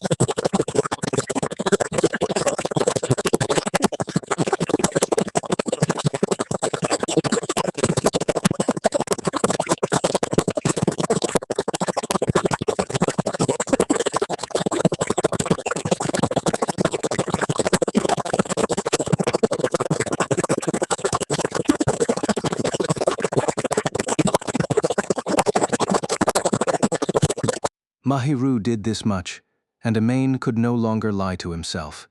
He could be certain that Mahiru clearly had feelings for him. I know this much. Amain knew very well how cowardly he was. He was running away for fear of being rejected. Fujimiya, do you like Shina? You can't tell, Kazuya. In that case, why don't you just confess to her? Given her attitude, it's obvious Shina likes you. I know. She made this step, and I too have to step up. Amane understood that it would be embarrassing of him to not do anything when she went this far. He also understood that as Mahiru had expressed her feelings, he should respond with sincerity. He already decided his answer. All that was left was how to convey it. Hiragi gave a determined Amane a delighted smile. Yeah, that's how it is. Anyway, let's knock down the opponents during the cavalry battle. Those guys are definitely going to aim for us. He was happy for some reason, and Amain could only give a wry smile. I'll get a heavy responsibility, you know? Kuju grumbled deflatedly, for he was to be the rider, but he just sounded despondent rather than annoyed, and Amon was a little relieved. How about you learn from Kazuya, Fujimiya? Let's knock down a few more of them. I'll try my best. Amon felt he should show some manliness, fend off all the hands reaching for Mahiru, and possess her for himself. Anyway, I'll explain things properly when I get home. Thus, he would have to ensure things go smoothly in the afternoon match. Amane pumped himself up, and the other trio exchanged smiles. Chapter 111, Oath with the Angel. Man, that was harsh. Amain had a bath, washed away the dirt on his body, and once done, he leaned on the well sofa, feeling comfortably fatigued from the exercise. As expected, he was attacked furiously during the cavalry battle. Though it was expected, the aggressive bumps caused Katawaki and the others much trouble. This is youth, huh? Hiragi said excitedly, giving a bloodthirsty grin. Perhaps he liked such competition after all. Amain's team did not survive till the very end as they faced the incoming onslaught.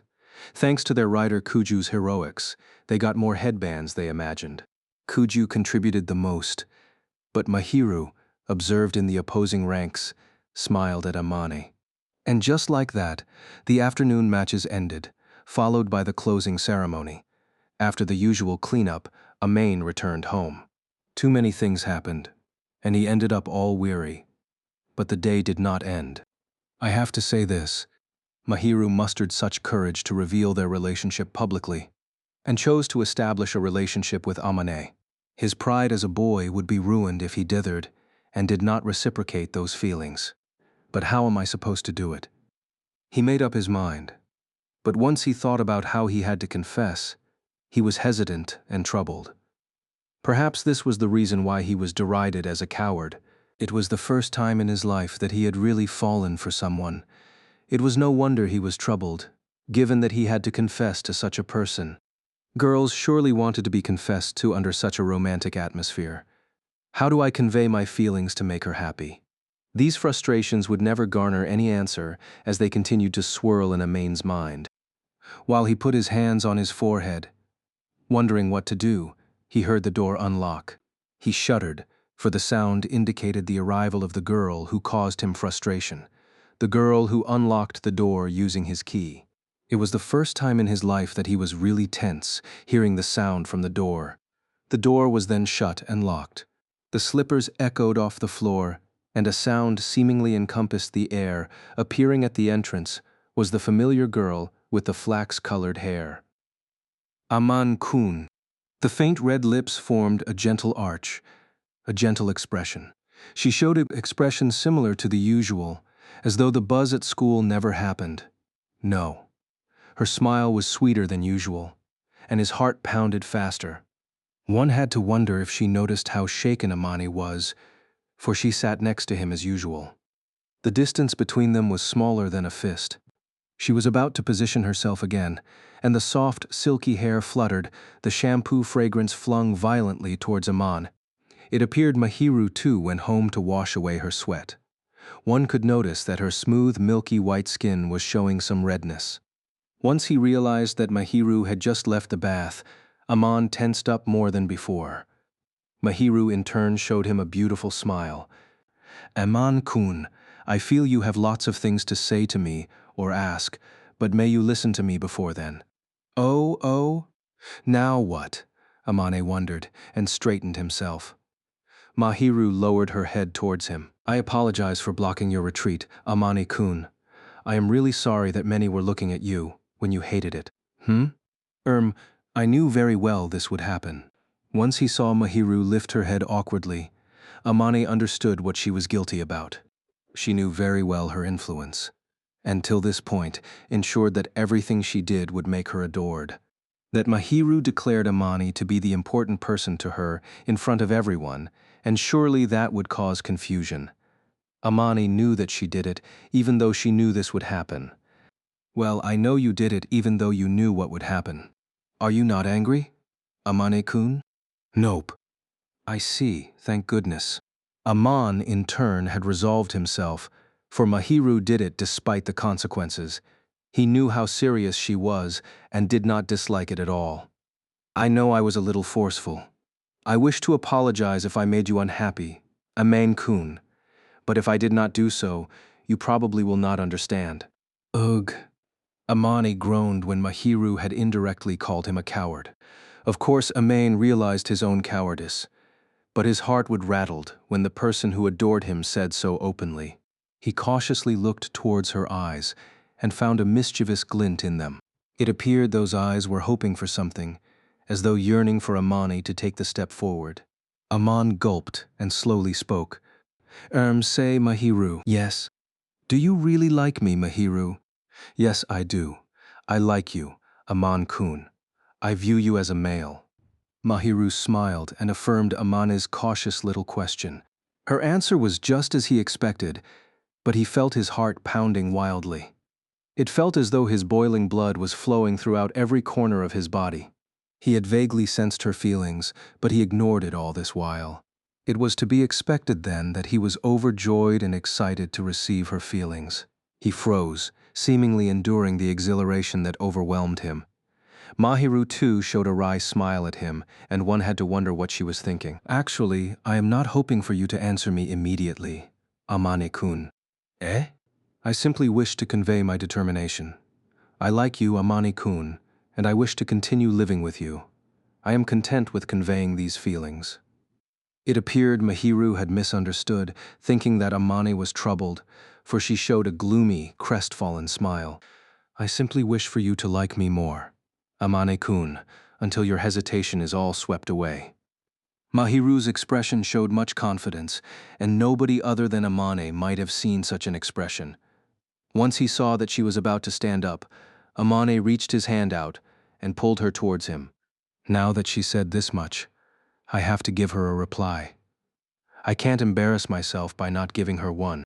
Mahiru always respected Amane's wishes and said that she was fine taking it slow. Amane cast aside his hesitation and embraced her. Her delicate body froze in his clutches, and perhaps she understood he was hugging her, for she immediately relaxed. She was seated on his legs as he suddenly pulled her over and leaned on his chest as she lifted her head towards him. The caramel-colored eyes showed shock, confusion, and some hope. It's the first time I've fallen for someone. I thought I wouldn't be like this. I thought I couldn't do this at all. Is it because something happened in the past? Yeah. Aman embraced Mahiru firmly, not letting her go as he gently nodded. He said he was hesitant about liking someone, for somewhere in his heart, he refused to recognize her feelings. That was because back in middle school, his friends betrayed him, and their words stuck in his heart like a wedge. It might be really stupid, but I used to think of some people as friends, but they betrayed me and mocked me for being of no value. I was the only one who treated them as friends, but they just used me. Even I found it stupid. Back in his hometown, Eamon's parents were famous for being relatively well off. While his household was not as rich as Mahiru's to hire a nanny, they were much richer than the other families. Aman himself never boasted of his wealth, but the items he had were of good quality. A few classmates gathered around Amane, probably out of jealousy or wanted to use him, or both. I think you should be able to understand somewhat, Mahiru. When your parents have money, The people around you will start to be greedy and want to get some benefits. Yes. They got along really well with Amane. It started at the start of middle school, but they really did, and were so close, they could be considered friends. They were so close. Amane felt that he could get along with them even after he got to high school. But when he saw them slander him, his heart broke. I was stupid and immature to not see their real personality. I get the logic, but even so, I'm still scared of trusting others. Amane was scared that if he trusted others, would he too be betrayed by others again? I know not everyone was like them. Maybe some of them really wanted to be my friends, but once the doubt kicks in, it's not going to disappear that easily, right? Yes. So I left my hometown, wanting to stay alone peacefully at a place where nobody knows of my parents. Of course, Amane's parents had enough of his depression and gave him encouragement and cheered him up. However, having considered how painful it would be for him to harbor such scars of his hometown, they sent him to Shuto's alma mater. They were unable to leave their hometown because of work. Amane did not want them to worry, so he chose to stay alone and met Mahiru at this place. Those who betrayed you were really foolish. Amane-kun. You are so kind and outstanding after all. Mahiru reached her hands towards Amane, showing a tragic smile, and Amane too smiled. Back then, I thought I would never like anyone else, though I never expected that to change so quickly. Aman stared at Mahiru again. His heart felt warm, embarrassed, and doting. Mahiru was the first ever person to elicit such feelings, and might be the last. Such were the feelings he had for her. Back at the start, I didn't think you're cute. I know, you told me to my face.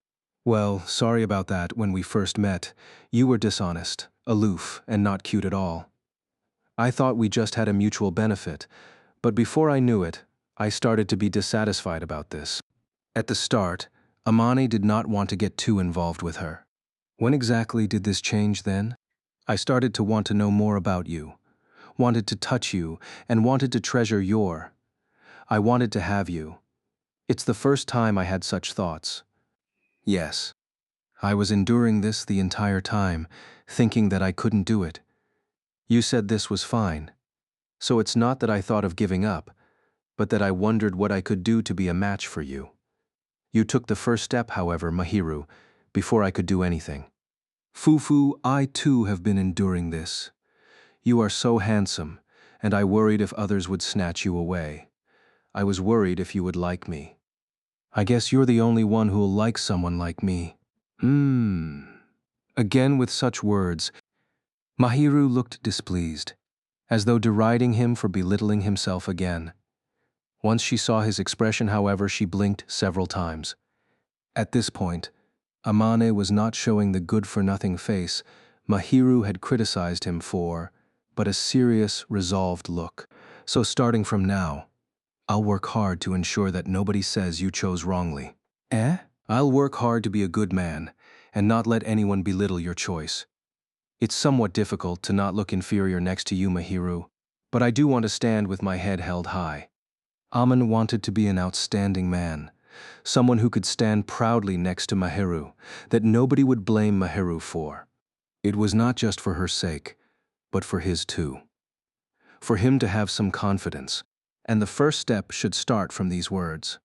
I like you, Mahiru. Will you go out with me?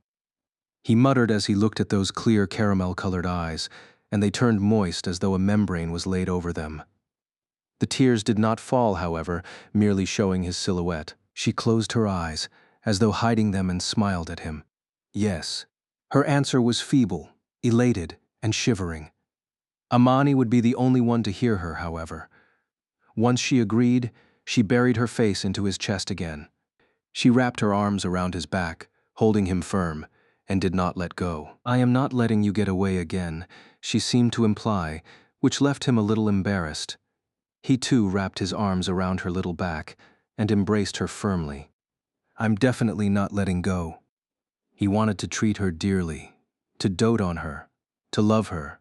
It was the first time he felt such feelings after his heart resonated with Mahiru's. I want to make you happy, Mahiru. You cannot guarantee it? Mahiru impishly asked as she slowly lifted her head. Amane smiled as he brought his lips to her ear. This is my wish. I wish to personally make you happy, Mahiru. My resolve is that I will definitely treasure you and make you happy. Yes. Once she heard the passionate oath, Mahiru nodded with a sweet smile that was melted by these feelings. Chapter 112. What are lovers? It was the day after they started dating, and Amain looked towards Mahiru, who sat next to him as usual. They had the day off after the sports festival, and it was usual for her to drop by.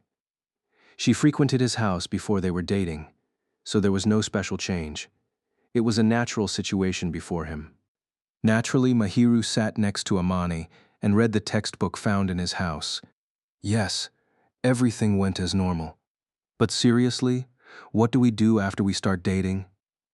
Amani had no dating experience, and Mahiru was his first lover. It was the same for Mahiru, but given their similar experiences, it was natural for the male to desire to lead.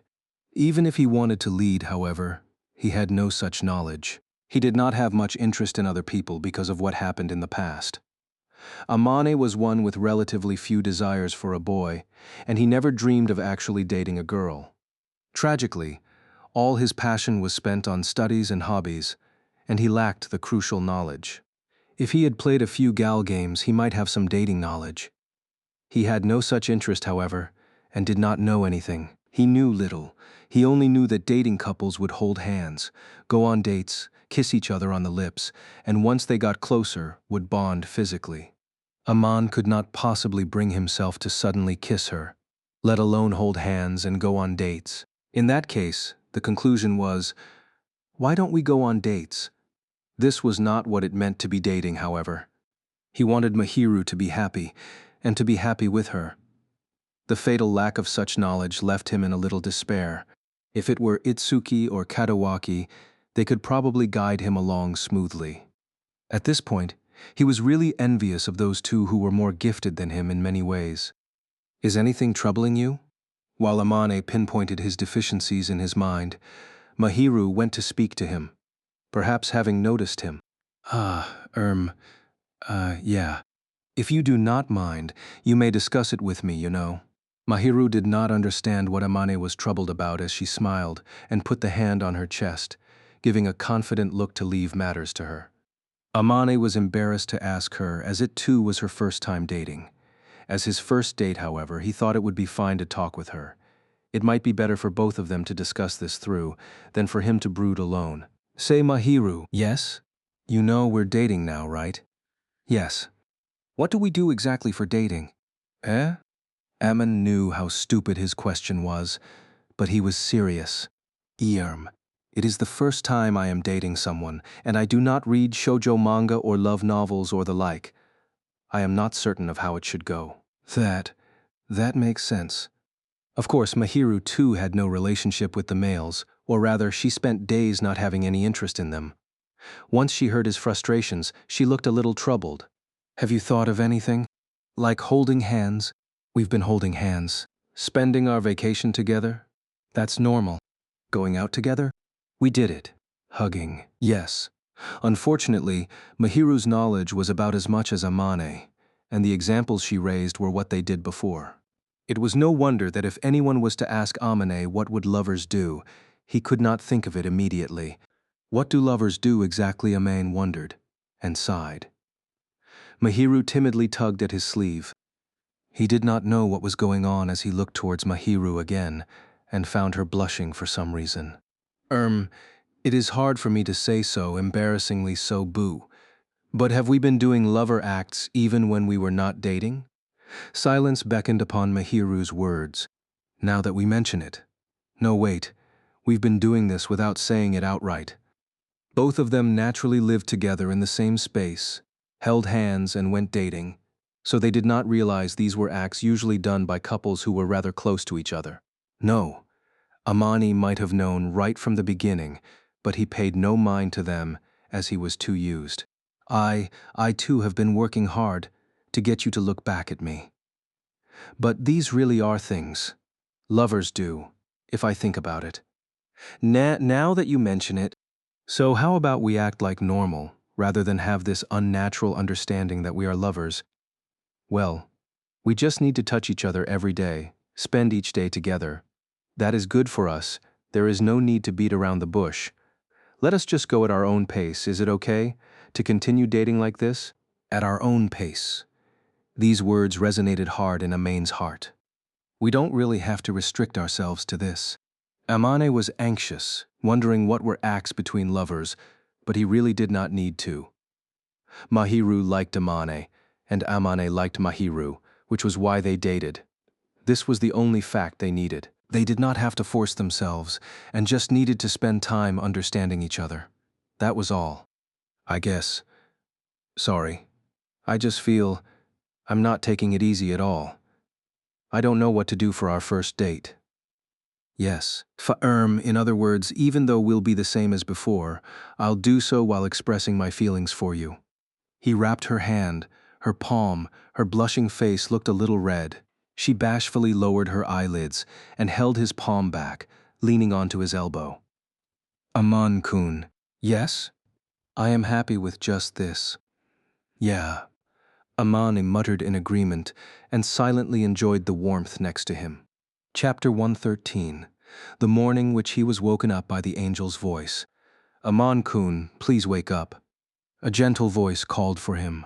Once he heard this whisper-like voice. He groaned while still in his comfortable dreamland, and then lifted his heavy eyelids, opening his eyes slowly. His vision was a little blurred, probably due to fatigue. The sunlight shining through the window showed the girl dear to him. She had a knee on his bed as she leaned forward, probably have shaken Amane about. The flax-colored hair dropped like vines, swaying about.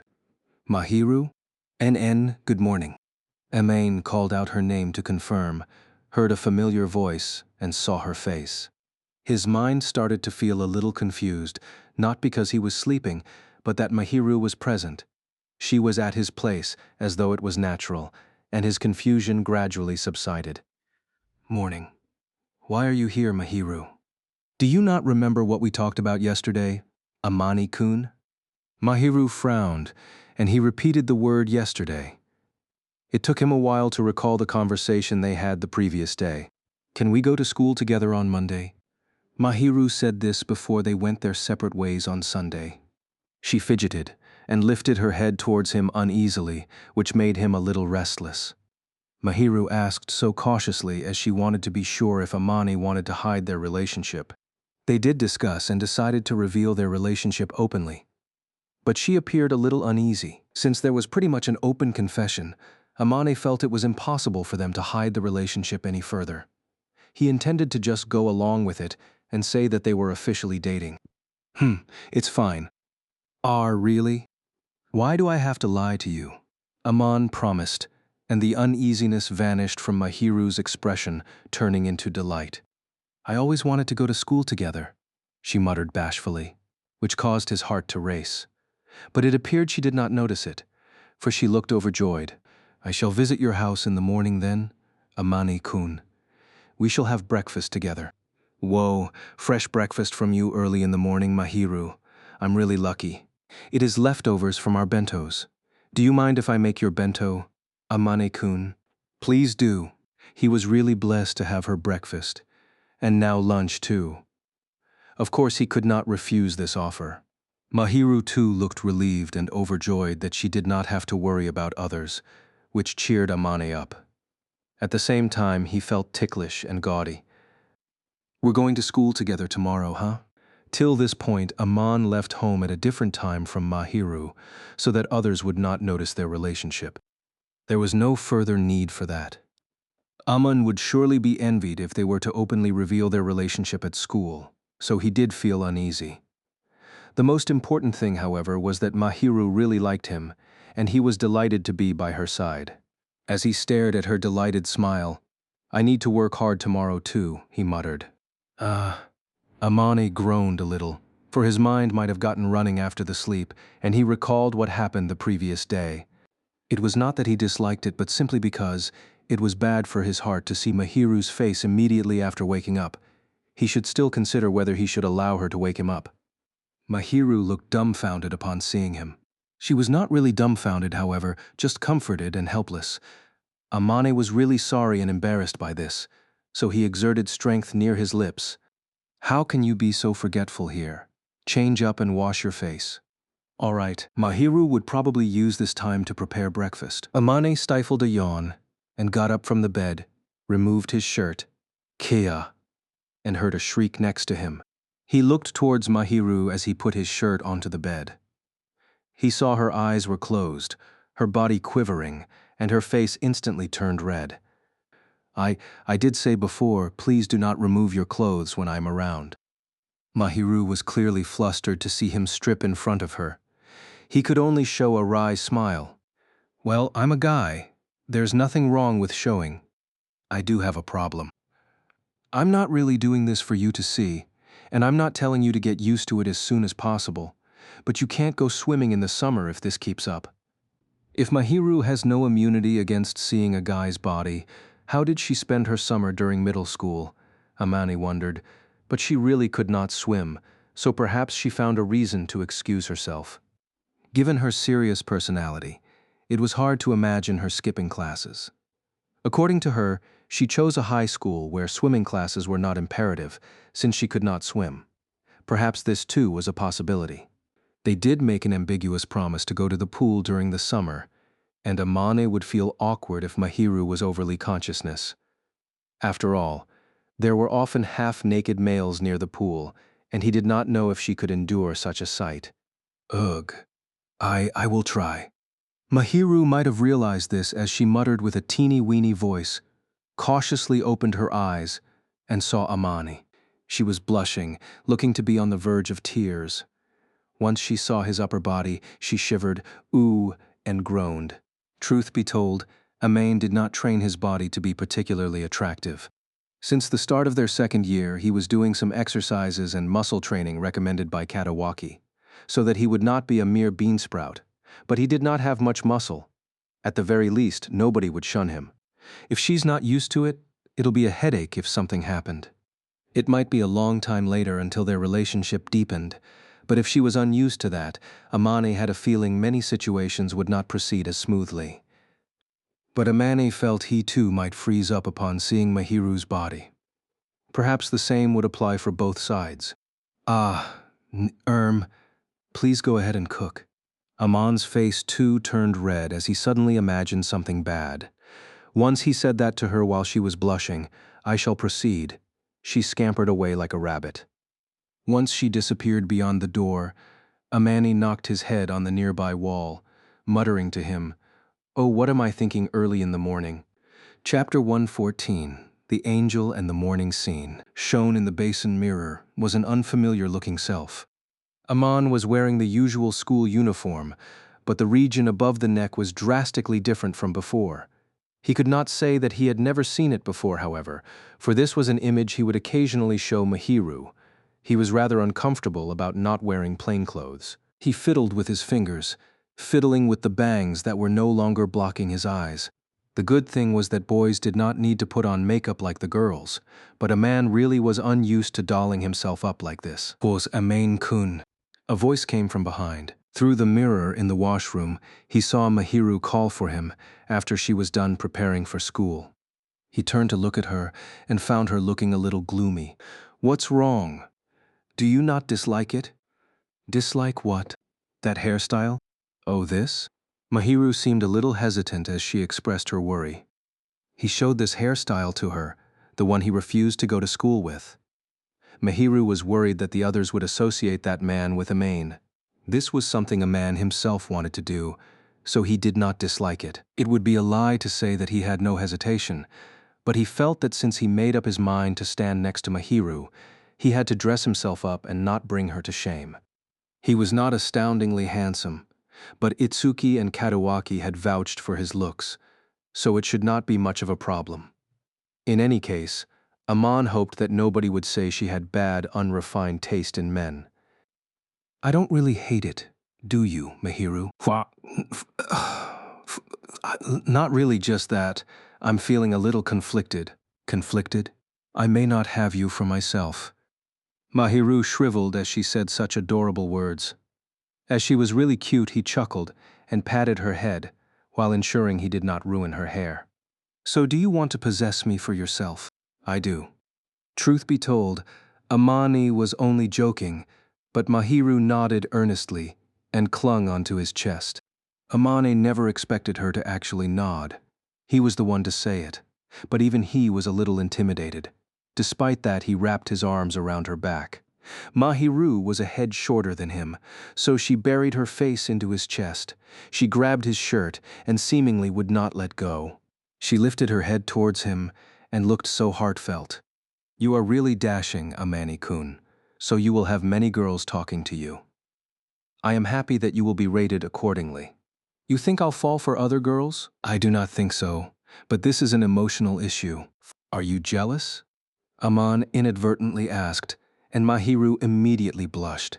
Despite that, yes, she answered earnestly and rubbed her forehead onto his chest, rolling about. She probably was feeling embarrassed. Her face was already red to the ears, as seen through the flax-colored hair. How cute. Baka. Relax. I'm not interested in anyone other than you, Mahiru. It might not be sufficient reason to make her not jealous, but a man had no intention of viewing other females as love interest. He already had a cute, possessive female he loved most, and there was no way he could look aside. To state the extreme, Aman did not care about others and would not be interested in them unless they were really close to him. He was confident that he would not look at them. He could not possibly be close with those females that would suddenly approach him after he got handsome. I know. I shall show that I love you, Amani-kun, and ensure nobody else has a chance. Just watch yourself. I don't want others seeing you making such cute faces. Mahiru, why are you always saying such things out of a sudden, Amani-kun? Mahiru was furious for some reason, and he could only pat her head frantically to coax her. However, Mahiru slapped his back with her hands that were on his. You cannot be saying such things so nonchalantly, Amani-kun. Can't as in, it is bad for my heart. I should be the one saying that sometimes I feel like I'm about to die when you suddenly fawn towards me. It should be said that Mahiru's skinship was more destructive. Amani's heart would throb and race whenever he unwittingly felt that soft body, or sniffed at the floating sweet fragrance, or the sweet, intoxicating smile that was shown without restraint. Again at this point, Amani's heart pounded wildly as Mahiru was too adorable. She buried her face into his chest and probably realized it too. These sudden attacks are highly potent. Mahiru grumbled softly and leaned her cheeks onto his chest. But since your heart is pounding so much, I shall forgive you today, Amane-kun. It appeared Mahiru was delighted that Amane's heart was pounding wildly as she muttered and rubbed her face onto his chest. That gesture was similarly adorable. Calm down. Calm down. So Aman nearly groaned as he muttered so, patting Mahiru on the head to quell the impulse gradually forming in his heart. 5 minutes later, Mahiru was done recharging. She was blushing slightly, and her eyes were a little moist. Amane's heart would be in jeopardy if he stared directly at her. He managed to purge his anxiety, however, for she appeared to be contented. Let us go then. There was more than sufficient time, and no matter the amount of skinship they enjoyed, there was no way they would be late. Nevertheless, Aman felt it was time for them to go, so he gave her a holler. Yes, she smiled back. I'm already worn out since morning. He did not dislike it. On the contrary, he was elated. It was for this reason that he would endure and felt fatigued. He could retaliate if it was a rest day and let her fawn around until she melted away. They could not do so, however, as they had to go to school. It appeared Mahiru did not notice his fatigue, for she was completely energized. Early in the morning, and Amane was troubled and strangely fatigued in various ways, but it was not vexing to him. He showed a wry smile, took whatever he needed, and left along with Mahiru. It was the first time he left home with her while wearing the school uniform, and he was strangely emotional about this. He locked the door, lowered his head towards Mahiru, and found her looking a little uneasy. Her hand was timidly tugging at his hem. Shall we hold hands? Yes. It appeared Amani got it right. Damn, she's cute. He muttered towards an apprehensive-looking Mahiru and interlocked his fingers with her slender fingers. Chapter 115, Going to School. Feels like people are looking at us. As the distance to school decreased, many stares were directed towards Amane, and he grumbled tiredly. There were various stares ranging from those wondering who was the man holding Mahiru's hand, to envy, curiosity, and also some admiration.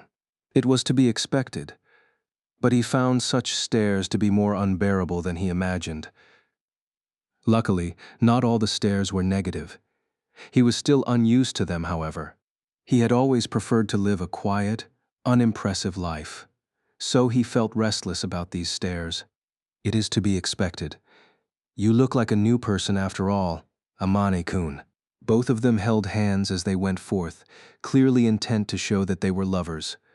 Obviously, there were other boys looking at them. However, the Aman at the sports festival seemed very different from the Aman walking alongside Mahiru at this point. Nobody said it, but their eyes were clearly looking curious. Is there really such a big difference? How do I express this? Your hairstyle did change, and so has your appearance. More importantly, your back has straightened, and you look confident. The impression you give is really different. Sorry for being so unmotivated all the time. Please do not berate yourself. You have changed, Amane-kun.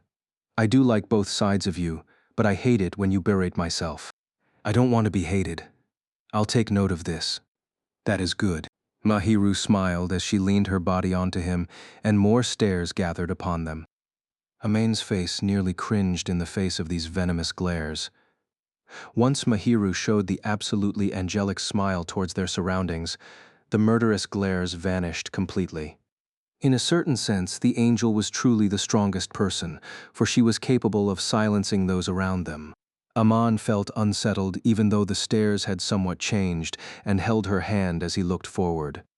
They were about to arrive at school, where he would be basked under more stares. His gut started to ache. With all the stares like this now, how am I supposed to enter the classroom later? Please give up on that notion, or do you dislike this? Not at all. I decided that I'm going to change. Ever since Mahiru confessed to him, Amane understood that he could no longer live like before. He decided that he could not embarrass himself, even though he was by her side. He told himself that he should be mentally prepared to tough it out, rather than not work hard, and make sure he could be a match for Mahiru. Is that so? Mahiru answered once she heard his words, and exerted more strength into her fingers. Huh, Mahirun? Amane noticed that Mahiru's ears were blushing next to him, and he wanted to talk to her, only to hear a voice behind him. He turned around once he heard the familiar voice and affectionate nickname, and saw Chito standing there with her eyes widened. She looked stunned at Mahiru, and then at Aman. Once she saw their hands held together, she leered away, skipped towards them, and slapped Amane on the back. Morning, so you made it this far, Boar? Shut up. Good morning, too. Mahirun looks like things went well. Cheetos appeared to be in a really good mood, as she kept slapping his back hard with a grin. He had experienced curious and jealous looks the entire day, and Cheetos's look of pure curiosity made his heart hot. Congrats, Mahirun. My efforts watching over your has paid off. Yes. I did talk to you regarding various things. Yes. Like how do we deal with Amane's blockheadedness? Mahiru. B, because you are truly a blockhead, Amane-kun. Given that she said so, Amane really could not refute. Mahiru had always emphasized this, but Amane never responded well to it, and the responsibility was on him. It was no wonder then that Mahiru would discuss this with Chitose. Well, it's Aman. Chitose, who once discussed this with Mahiru, gave such an appraisal he was displeased with, and looked up at him. It was likely that she was giving a proper, inquisitive look at him, as it was the first time she saw him dress nicely. But well, it's the first time I see you take look this manly, Amane. What do you mean by that? That's what Ikun and Yu-chan say. Not as good as Ikun, but you look fine for a guy. Chitose giggled again as she slapped Ammon on her back. She probably was expressing her approval in this manner. You're still the same as before. This might be an encouragement from her. And his lips relaxed a little. I guess Itsuki's the best for you, huh? Of course. You're the best for Mahirun, though. There's nothing to grumble about. Well, you're right. I'm fine with being the best for Mahiru. Amane was not aiming to be Chitosi's number one.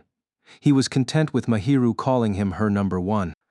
He glanced aside at her and found her holding his head, leaning her face on his elbow, muttering, Amani-kun is number one.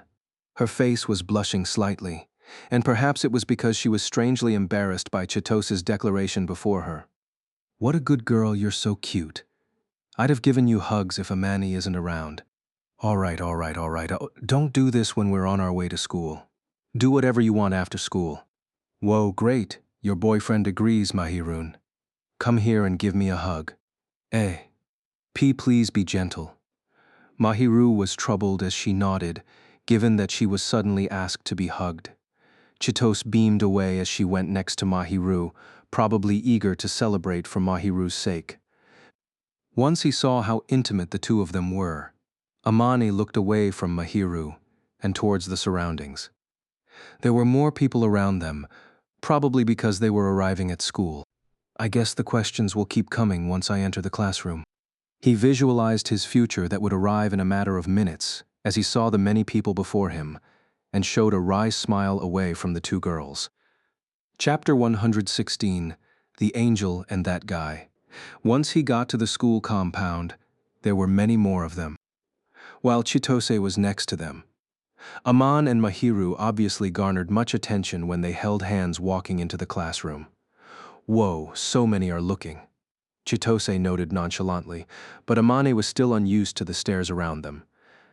Mahiru herself might have been used to it, for she was walking very calmly. She held Amane's hand firmly, probably intending to declare their relationship openly. The angel and a boy. Shina-san's different from usual. That guy? He's completely different from the one at the sports festival. There were such voices on the corridor. Unfortunately, a man was that important person Mahiru mentioned at the sports festival. Mahiru did not answer those voices, and instead showed the angelic, sweet smile, dispersing it towards those around them. Aman-kun. We are reaching the classroom. Are you fine with that? Mahiru asked right when they were about to reach the classroom. I'm fine. I was mentally prepared the moment I decided to show up like this. I see. I guess everyone will be shocked, though. Mahirun said you had a complete image change over the weekend. Amane. Even I was shocked. Chitose chuckled, and Amane started to regret it. Perhaps he should have told her Itsuki and Katawaki. He dithered on this matter as he was embarrassed about revealing that they were overly dating, and did not mention it. He should have told those who cared for him, though. Chitose? Sorry for not telling you. No biggies. It started right after the sports festival ended, right? I guess you two were busy flirting with each other, and you don't like to announce it through messages since you prefer to say it out. I don't mind. Busy flirting. Aman felt conflicted to recognize this, but in fact, they practically spent the entire yesterday clinging onto each other and thought of nothing else. And as Chitose said, since Amani had been in their care, he would have desired to tell them personally. Chitose found out before then, however, and came to tease Amani, who confirmed this matter instead of revealing it. Thank you. Don't mind. I worked hard to tie the red string of fate between you two, so worship me more. Got it. I'll treat you to the crepes at the station, Chitose-sama. Alrighty then, Chitose joked, and Amane went along with it. While chatting, he entered the classroom alongside Mahiru. Good morning, Shinase. The first to notice them were the first girls gathered near the classroom entrance. They were seated on the table, chatting furiously when they noticed Mahiru enter the classroom, and lifted their heads before noticing Amane holding Mahiru's hand. Their eyes then moved from the hands towards his face. The expressions on their faces clearly were imply, "Who is this guy?" It was to be expected, for Amane never showed such an appearance before his classrooms. A few might have seen like that, but he never attended school with such an appearance as Amane Fujimiya. He might seem like a complete stranger to them. However, Mahiru openly revealed that Amane was the important person to her during the sports festival the previous week, and the memory remained fresh in the students' memories. They could easily equate the boy holding hands with Amane if they put in a little. Before they came to that conclusion, Amane let go of her hand and went to his seat to put his stuff down. It was to clearly indicate who he was, and before he knew it, the classroom was quieter than usual. The usually chatty classmates too were looking at Amane. Morning Fujimiya. Amidst this awkward silence, Katawaki and Itsuki approached Amane with the usual smile. He was glad that they recognized him and treated him as usual. Morning, you two. Say, have you finally seen the light? Seen the light, well, I'd say she caught me. And I caught her back. Amane had discussed this matter with them many times, and Itsuki was the first to notice that Amane was interested in Mahiru. They immediately realized that Amane and Mahiru were dating, for Amane entered the classroom while holding hands in that style. Yeah, congrats. I'm only on better terms with you recently, Fujimiya. It's not like we know each other for a long time, but I was really anxious for you too. I feel like I've finally waited for this moment to come. I waited for half a year, you coward. Shut up. It's my fault, okay. In fact, Itsuki was probably feeling emotional watching Amane and Mahiru get closer to each other. It's been a long time. He nodded away as he muttered. For good or bad, Itsuki did give Amane much help, and gave him a push, or rather a kick in his back. Amane was grateful for Itsuki's efforts, though the latter was sometimes too much of a busybody. He had been cheering on the dithering Amane. Of all the people Amane knew, Itsuki was probably the one giving the most blessings to this relationship. So you decided to dress up like this? Yeah. Ah, but I really am not used to this. It's a strange feeling. Yeah, never saw that ever since that incident. Katawaki last saw Amane like this during Golden Week, which was about a month ago. It was natural for him to still be unused to Amane's image when he only saw that once. Mahiru was the only one used to seeing Amane like this. And that Mahiru in turn had Chitose cling on to her and pat her head, while they were surrounded by other classmates. The classroom was really quiet, and even though Amane was a little far away from them, he could hear what they were asking Mahiru. Well, he would have known what they were asking, even if he could not hear. Fujimiya-kun. Man, she sure has it tough. Amane thought as he looked over, only for him to be talked to. Amane then turned to the voice and found a few girls clearly giving him excited looks, huddling around him. Amane really was somewhat inept at dealing with girls, and this situation was bad for his gut. He knew this would happen, however, so he looked towards them unflinchingly. What is it? Wow, it's really you, Fujimiya-kun. It shocks me how you're different from the one I know. That's a huge change in impression. Yes, you look really plain the last time. It's a little rude to call him plain, you know. Ah, sorry, Fujimiya-kun. It's fine. You're not wrong to say that. Amane was nearly devoured by the vigor shown by the girls, but he did his best not to get caught in their pace, and showed a wry smile. They were completely right, so he did not want to refute them and was not angry. He was the one who remained plain-looking, and he did not want to stand out in personality, so he maintained an impression of a harmless, honest guy in class. It appeared everyone in class had dismissed Amane as an ordinary boy.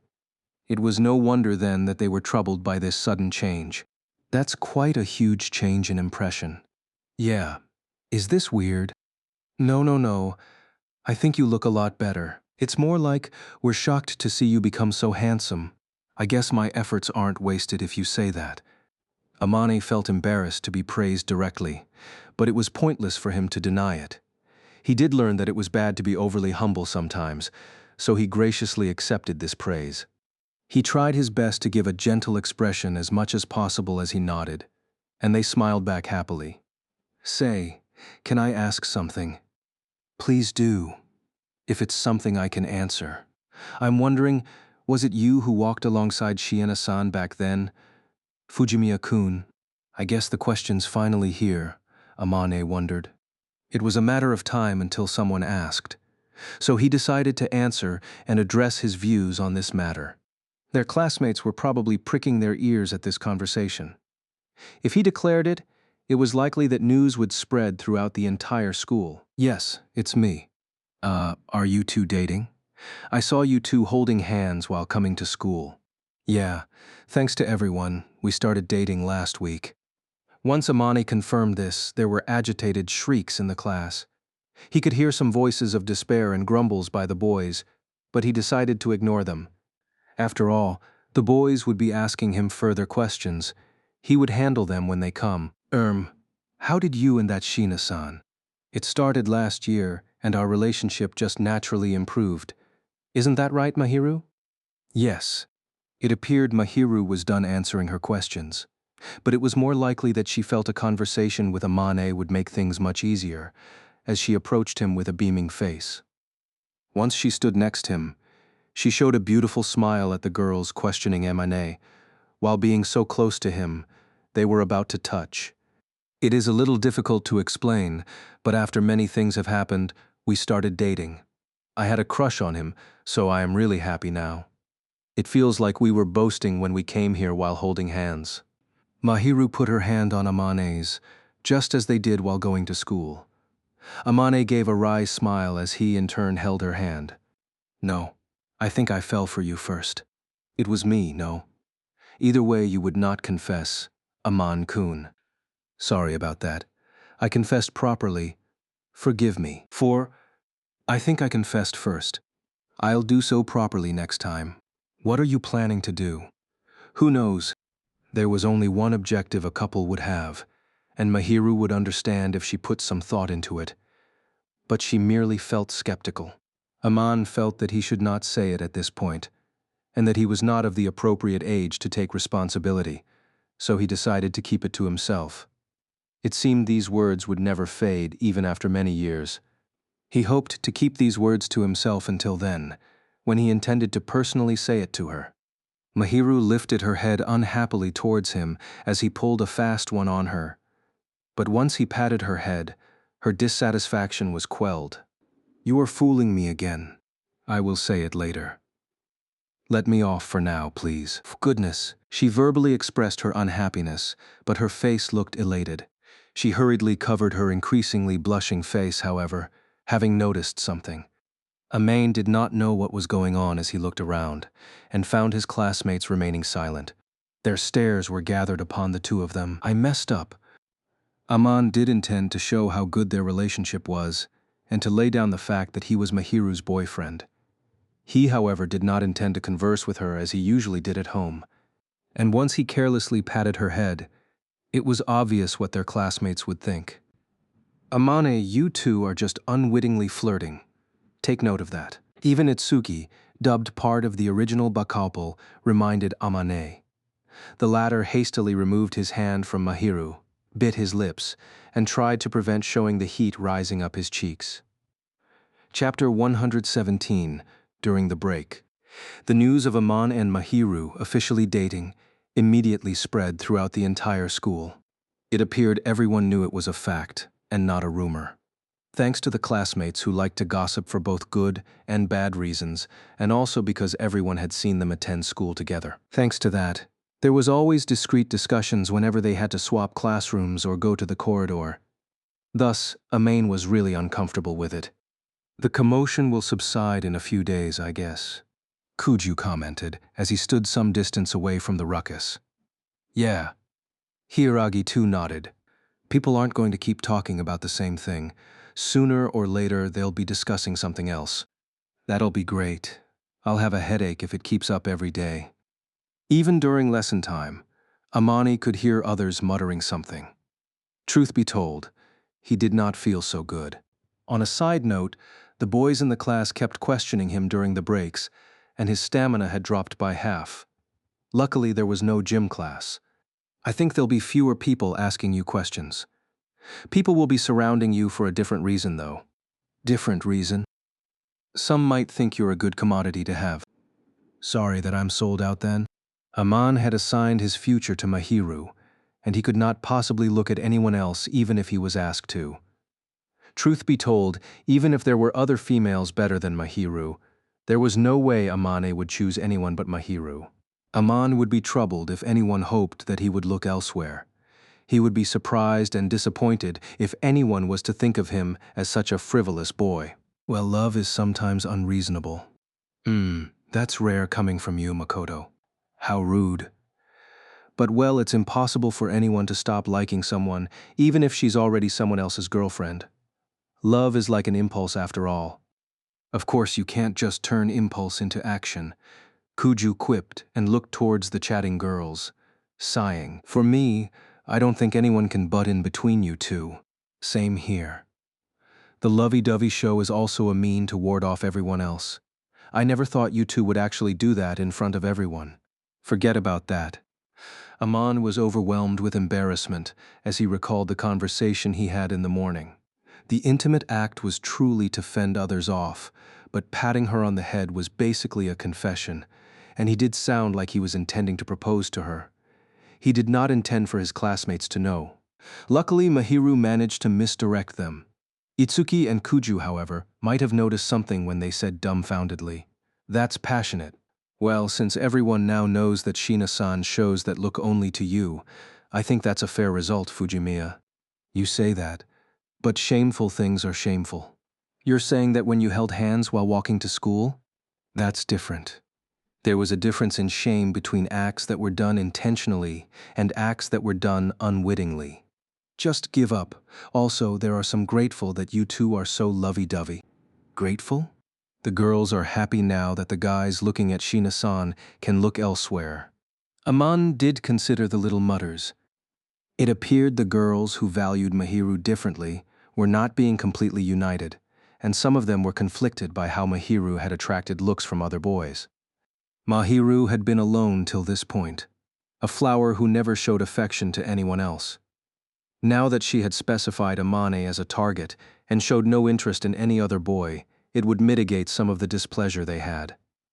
Not all of them like me. Some do probably badmouth me behind my back. Mahiru had once noted wryly, and Amane felt that girls were terrifying. Now that this was done, however, it seemed Mahiru could finally relax. Girls really have it tough, I guess. Well, since this is settled, the next thing is to let everyone know that Mahiru's just an ordinary girl. It feels like she doesn't like everyone calling her the angel because it's embarrassing. I guess she really hates it, huh?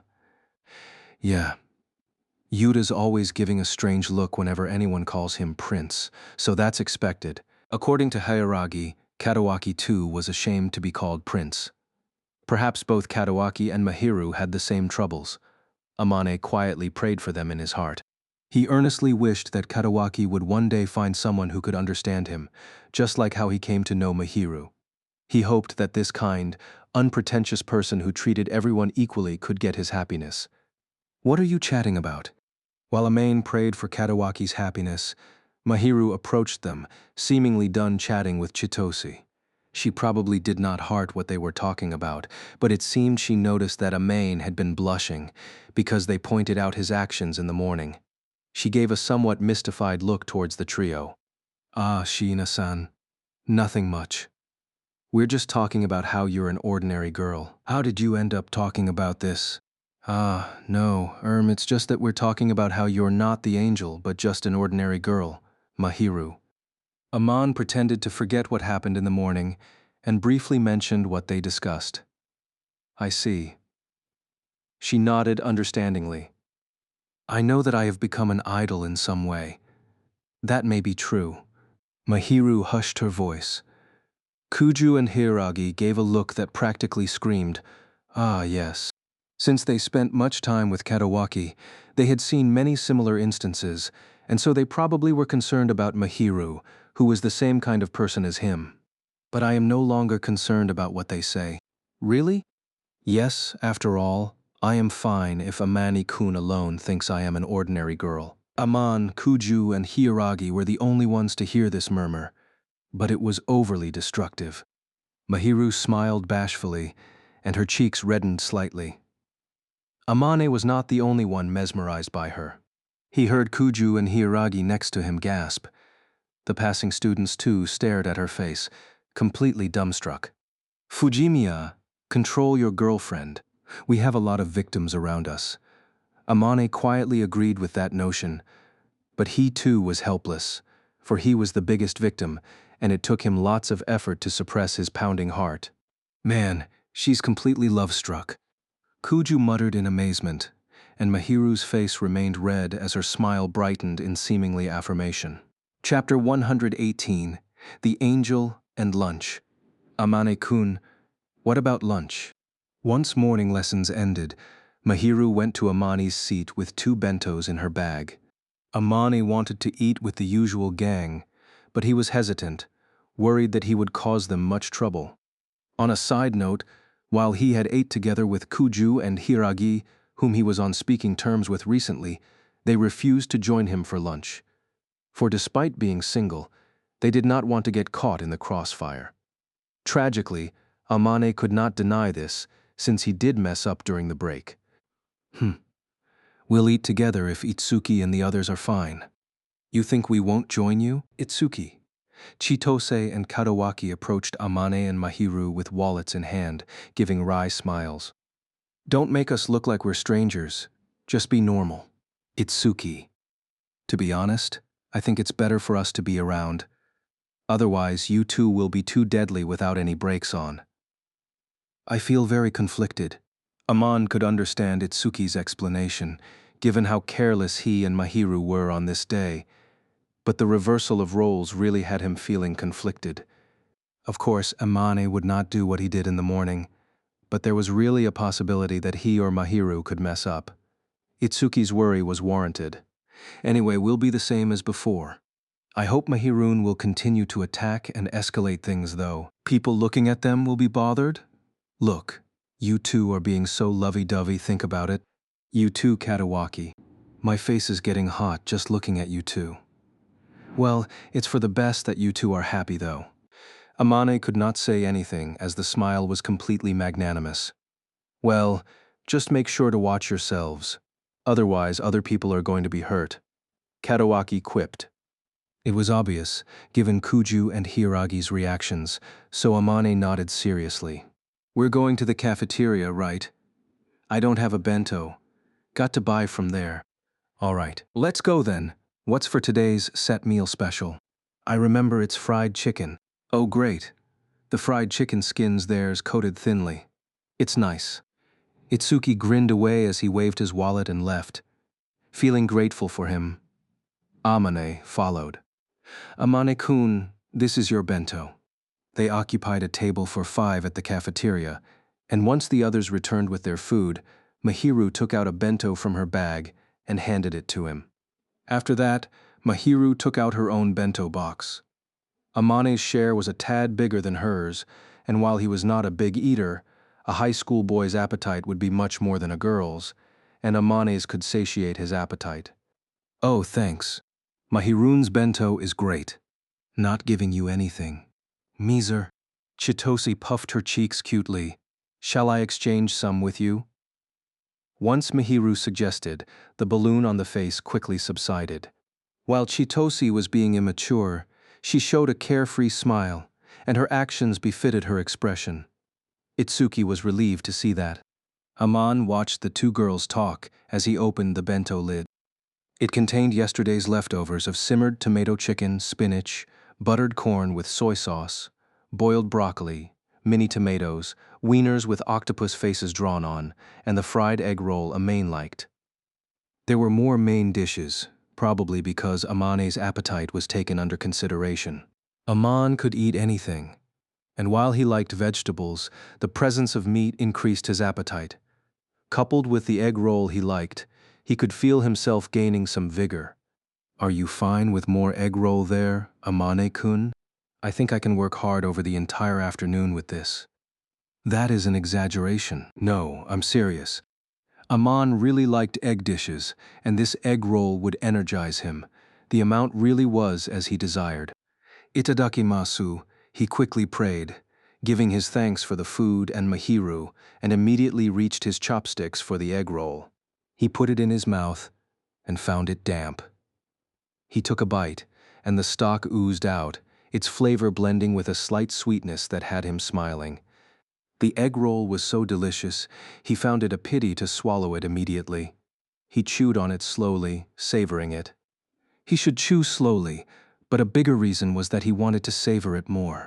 Still the same as usual, Amane continued to eat the bento, clearly showing the joy on his face. Kadawaki marveled as he looked at Amane. You really are enjoying the food, Fujimiya. It's really good. I know that.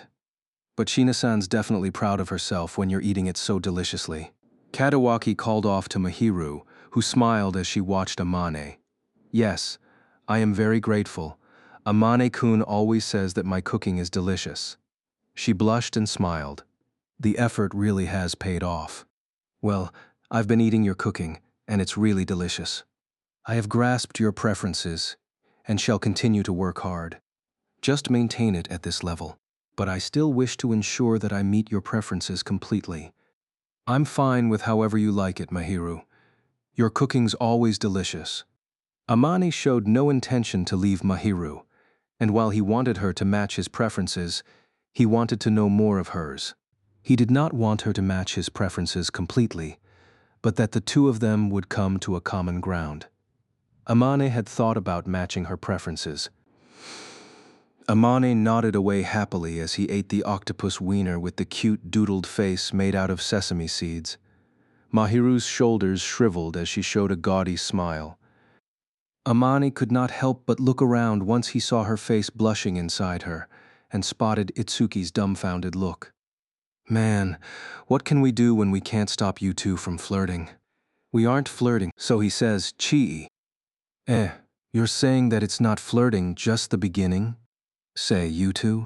I don't think this is really flirting when it's a little more controlled than your antics in the classroom, but there's no way for anyone else to interrupt you two. Upon hearing that, Amane looked away from their table to the surrounding seats and found their peers and the upperclassmen boys looking at them. While there was some murderous intent in their stares, they hastily looked away when Mahiru gave them a look. They really were easy to understand. Amane did not know whether he should be ashamed that the surrounding students could hear them, or delighted that they were able to fend the others off. He showed a crooked smile, and I thought you did it on purpose, Kadawaki muttered. Seriously, you two are on great terms, but be careful not to enter your own world that easily, okay? Well, it worked out this time, he continued with some bewilderment, and Amane pursed his lips. Chapter 119, The Angel and the Way Home. It was a long day, especially for Amane, probably because he was basking under the stairs.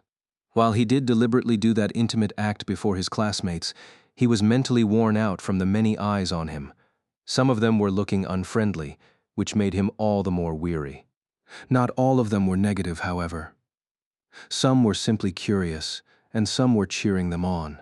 Most of the latter kind of stares were from the girls, and it showed how popular Mahiru was in various senses. Let's go home, Mahiru. He did not need to suffer various stares for the day, at least. Once the lessons ended for the day, Amane said so to Mahiru, who was preparing to go home. Neither Amane nor Mahiru joined any clubs. It would be troublesome if Mahiru actually joined one and caused much imbalance in club membership. Thus, she did not. It was a choice she made while knowing her own popularity. But that fact made Amane sad. She did not mind, however. I met you because I did not join any club, Amane-kun, and instead said such an adorable line which made him embarrassed. Yes, let us go home. Mahiru finished packing her items and showed a gentle smile, which in turn softened Amane's expression. He was delighted that they were finally able to go home together, since they used to go home separately back then. I'll be going back then. Amane took Mahiru's bag from the table as he called out to Itsuki next to him. Kadawaki was gone from the classroom as he had to attend club activities. Yeah, I can't bring myself to disturb the newlyweds, so you two can go home and go wild. Who are the newlyweds, you idiot? Wait, you two are an old couple. I don't mean that. What are you saying? Amane glared, but Isuki did not seem to mind. Instead, he looked rather delighted, showing that usual frivolous look even in the face of Amane's harsh stare. Well, you clearly are. Don't you think so too, Chi? Yape, you two are annoying. So you're saying we're a baka apple? Yo, second gen Bakapple. I get to call you this since I'm the first gen. You bastard. Please calm down, Amane-kun. Amane was about to flick Itsuki in the forehead, but held back as Mahiru came to stop him. Akazawa-san, please do not tease Amane-kun too much. Mahiru. Amane-kun is rather dishonest and will pout if you tease him too much. Please exercise some restraint. Etu Mahiru? I am joking. Amane felt conflicted that even Mahiru joined in on the teasing. However, he could not stop her as she was giving her natural smile at school. In the past, she gave the textbook, beautiful smile that was hailed by everyone, and hid her true smile beneath. At this point, her smile and attitude was unhindered, and it was no wonder that he could not reproach her. Despite that, Amane was a little peeved that he could not pull a little payback, so he intended to keep teasing Mahiru once they got home.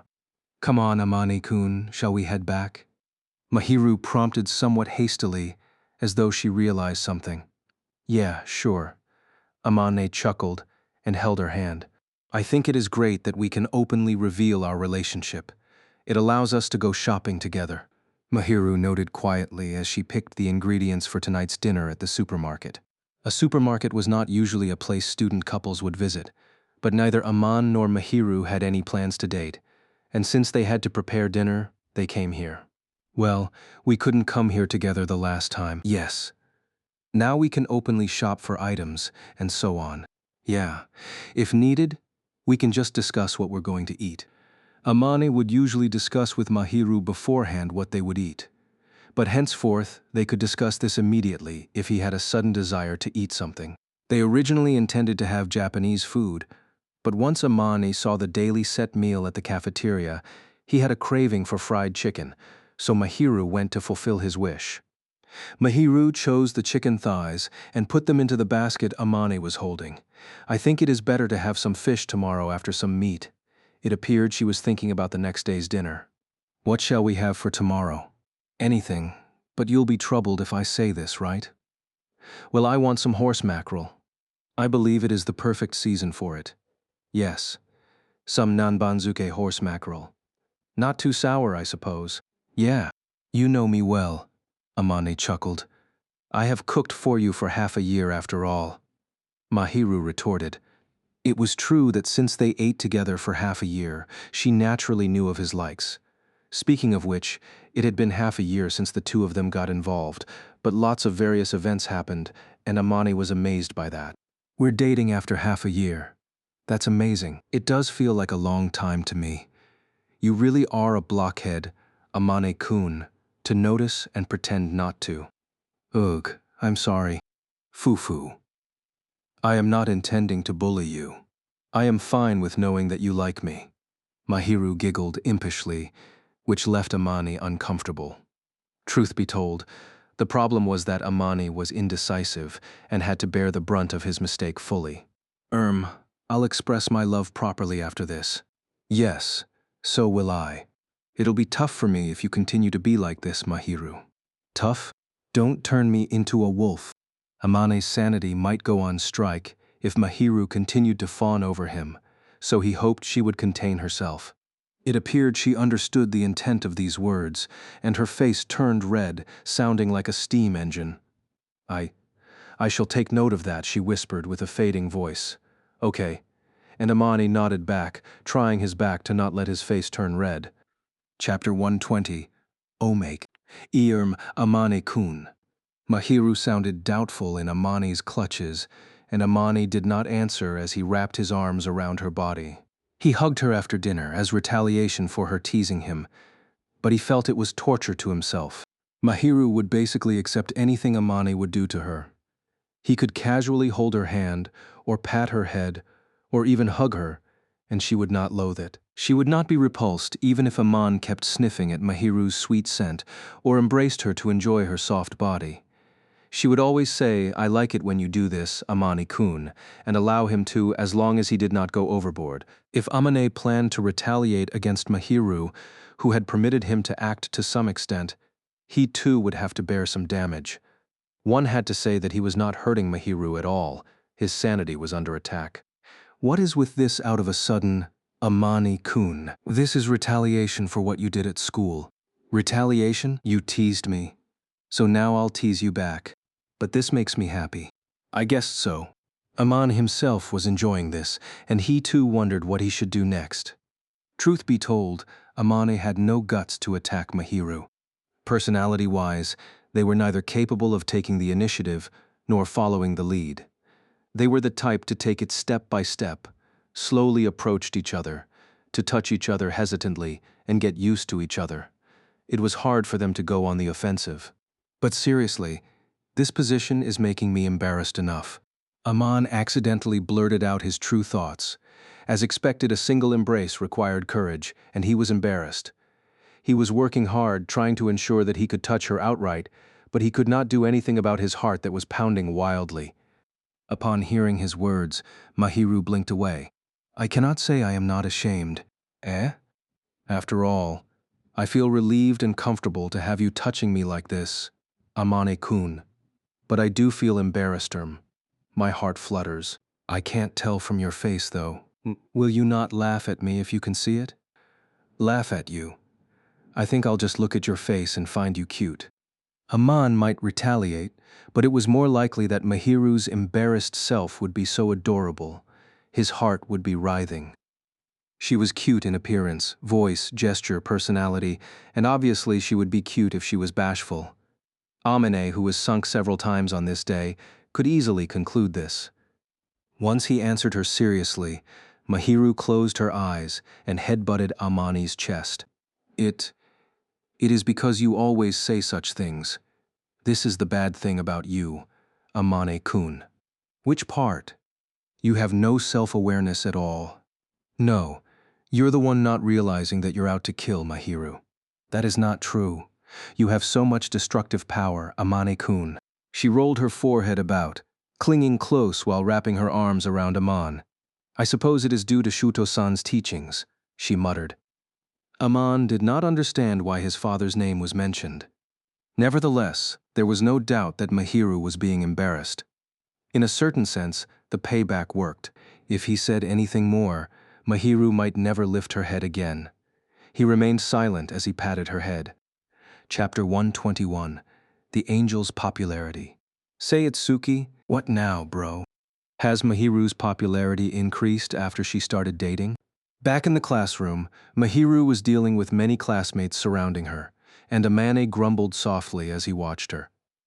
Yeah, Itsuki agreed.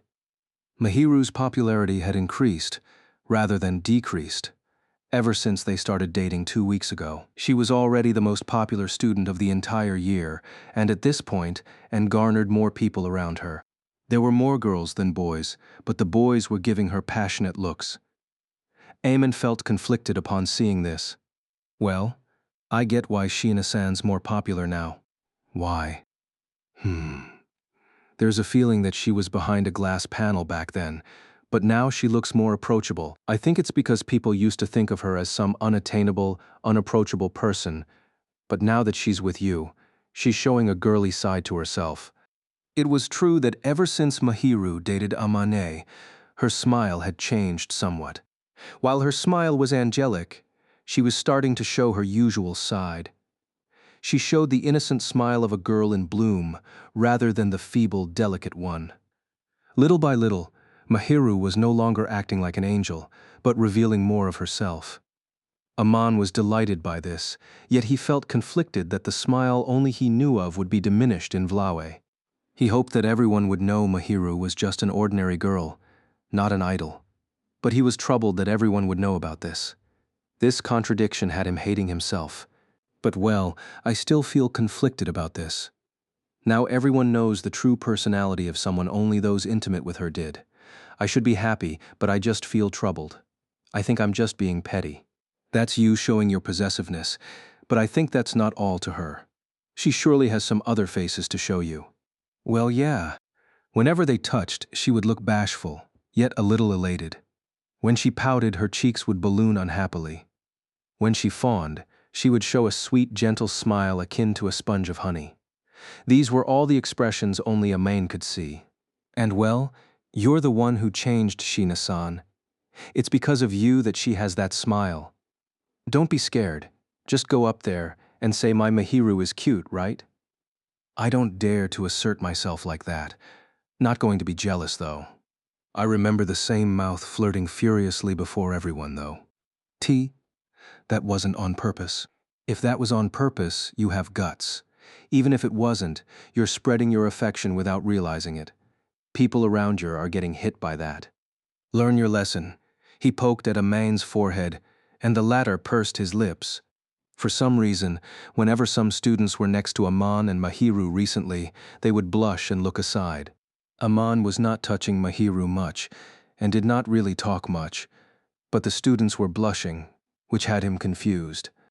There were some jealous stares, but more warm ones. What he heard from the boys in the class was, "Man, I know I don't have a chance when those two are so close. I can give up now." Others had said that Mahiru was only looking at Amane, and while he was embarrassed by this, it was true that he was a little happy. I think one reason is that Shina-san's acting like she's not going to let you be taken by anyone. Why would I be? I don't stand out like Mahiru. Nobody's going to be interested in me. I'll be troubled if there is. Look, you don't really stand out, but you're above average across the board. Your face is decent, your body size, your brain, and athleticism. So, and even though you're very rude, your personality's okay, especially since you're very honest. You're pretty much one to be envious of when it comes to girls. You know it's disgusting when you're praising me like this. 50 points from you for being blunt.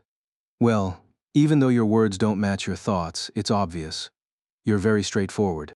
You're just saying that I have a twisted personality, right? While he was not as bad as when he was most helpless, Aman felt he had a twisted personality. He felt virtues like good personalities and honest were more suited for a good boy like Katawaki, and not someone like himself who had a somewhat twisted personality. Well, I think you're easy to understand. You're very honest. Chi says the same. Say, you two. You keep saying that you're twisted here and there, but you're really very honest and considerate for others. It's just that your words are a little crude. Sorry for being crude with my words. Aman tilted his head aside, and Itsuki chuckled before going over to pat Amane's shoulder. Aman elbowed back and whispered, "Thanks." Chapter 122. Separate Actions After School. Aman-kun, I have to go somewhere after school. Can we go home separately? It was a certain day in July, after school, when Amain planned to return home with Mahiru as usual, only to hear her say such words. Mahiru was usually the one who wanted to return home with him, so her request had him surprised, and he had to stare at her face. Whenever she had something to do, Mahiru would often go along with Amane. Since she politely refused to, one had to wonder if it was something she did not want him to know of. Looking at her expression, however, he knew she was not guilty of anything, and was not worried. Summer nights often came late, and she should be fine if she did not stay out too long. Nevertheless, Amane really wanted to go home with Mahiru. Oh, got it. I'll see you later. Since he knew Mahiru would spend time with him at his place, he respected her wishes. It seemed she was a little relieved that Amane would accept this, and then she widened her eyes warily, as though she had realized something. Please do not return home with other girls. You think I will? I do not, but there is a likelihood that other girls will ask you out. Amane-kun. I cannot say that I disallow it, but I dislike that. Some did talk to you just a while ago. It was a miracle that Amane did not make any noise. Wait, is she jealous? Given his usual attitude towards Mahiru, he could not imagine anyone asking him out, but it appeared she was worried about this. To wit, the girls who spoke to Aman were probably cheering them on, saying things like, "Do your best," and there was no need to worry. Mahiru appeared a little uneasy and lifted her head towards Amane uneasily, in a pleading manner. Amane found this adorable and wanted to pat her head, but he disregarded this notion as there were onlookers. The last time he did this, the onlookers were petrified by Mahiru's smile. He would not repeat the same mistake again. Don't worry, my heart's all yours, Mahiru.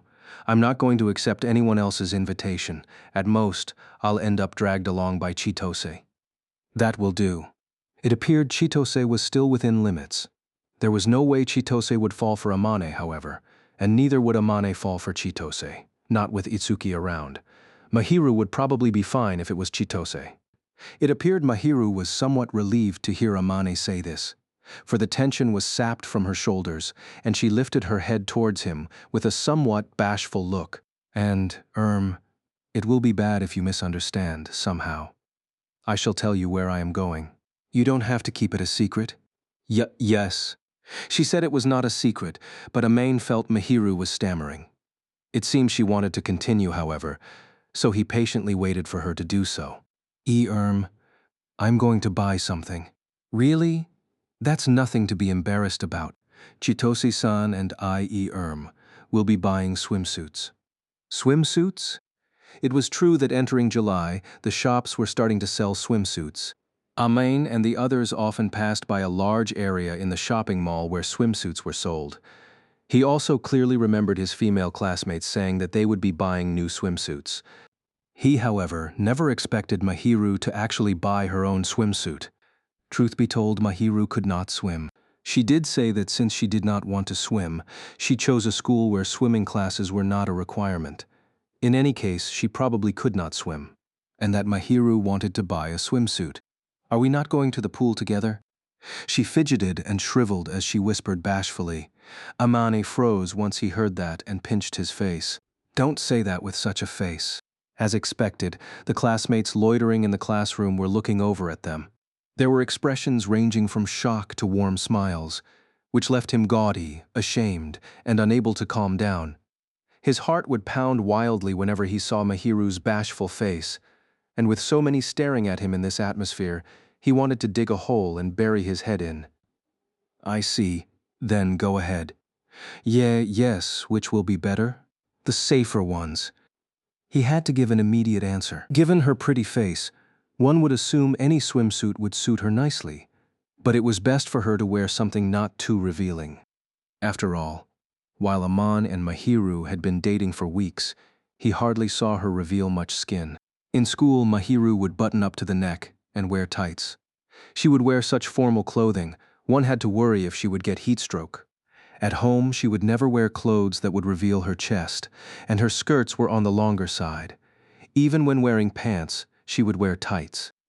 In other words, Amane practically saw nothing of her skin, or nothing at all. He never had the chance to. In this situation, if she were to wear a swimsuit, a sexy one at that, he probably would collapse on the spot and be unable to get up. Once Amane said so decisively, Mahiru widened her eyes, and then she gave a chuckle. It really is a typical answer from you. I'll die. Something not outlandish, please. What shall I do? Mahiru, I shall discuss with Chitose-san about which kinds will delight you. Amane pursed his lips as he looked at the somewhat bashful-looking Mahiru. Better send a message to Chitose. Make sure she doesn't choose anything weird. It was more than a matter of life and death, and he had to stop Chitose, even if he had to knock Mahiru over. Chitose was not in the classroom, and it appeared she was off to return something to her friend in another class. A man decided to send a message to her and poked the face of Mahiru, who appeared to be contemplating a prank. Chapter 123, The Angel and the Suitable Skin Color. Please look forward to the moment I wear it.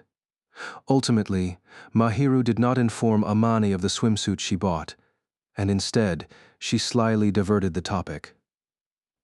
Amane did remind Chitose, but he was unsure if she would listen.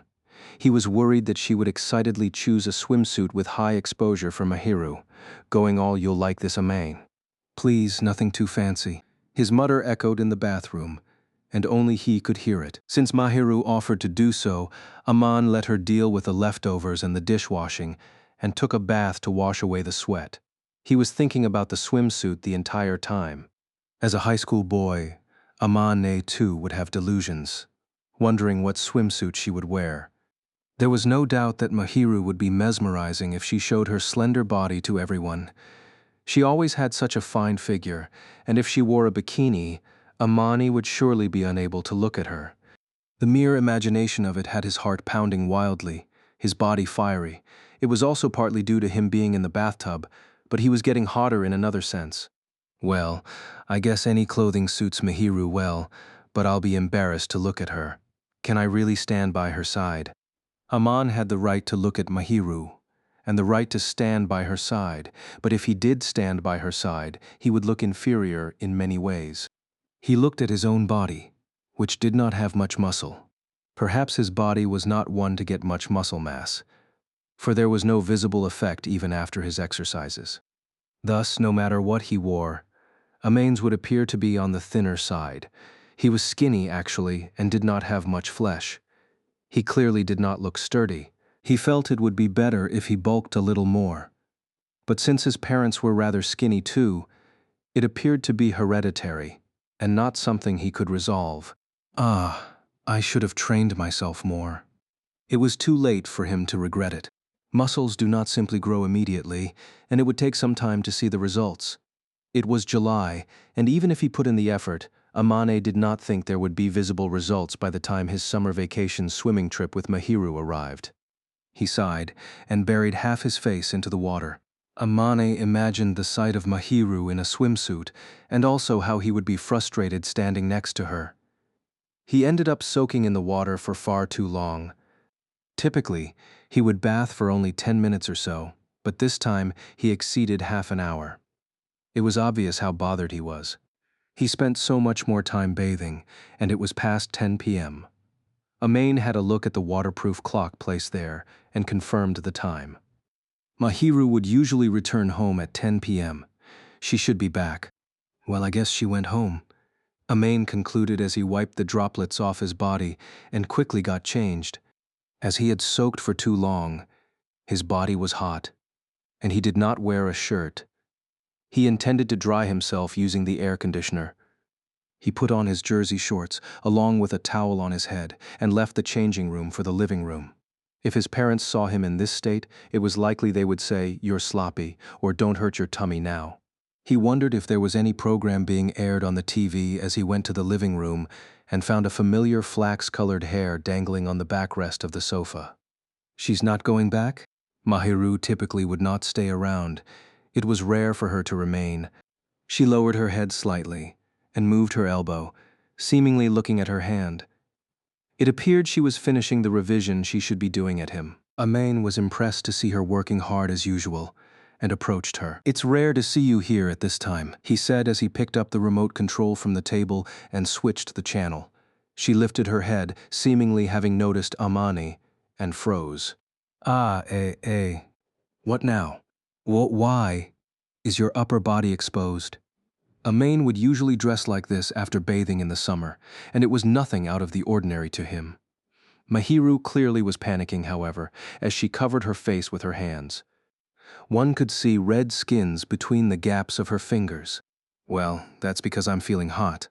I am still here, so please do not dress like this. I thought you went home.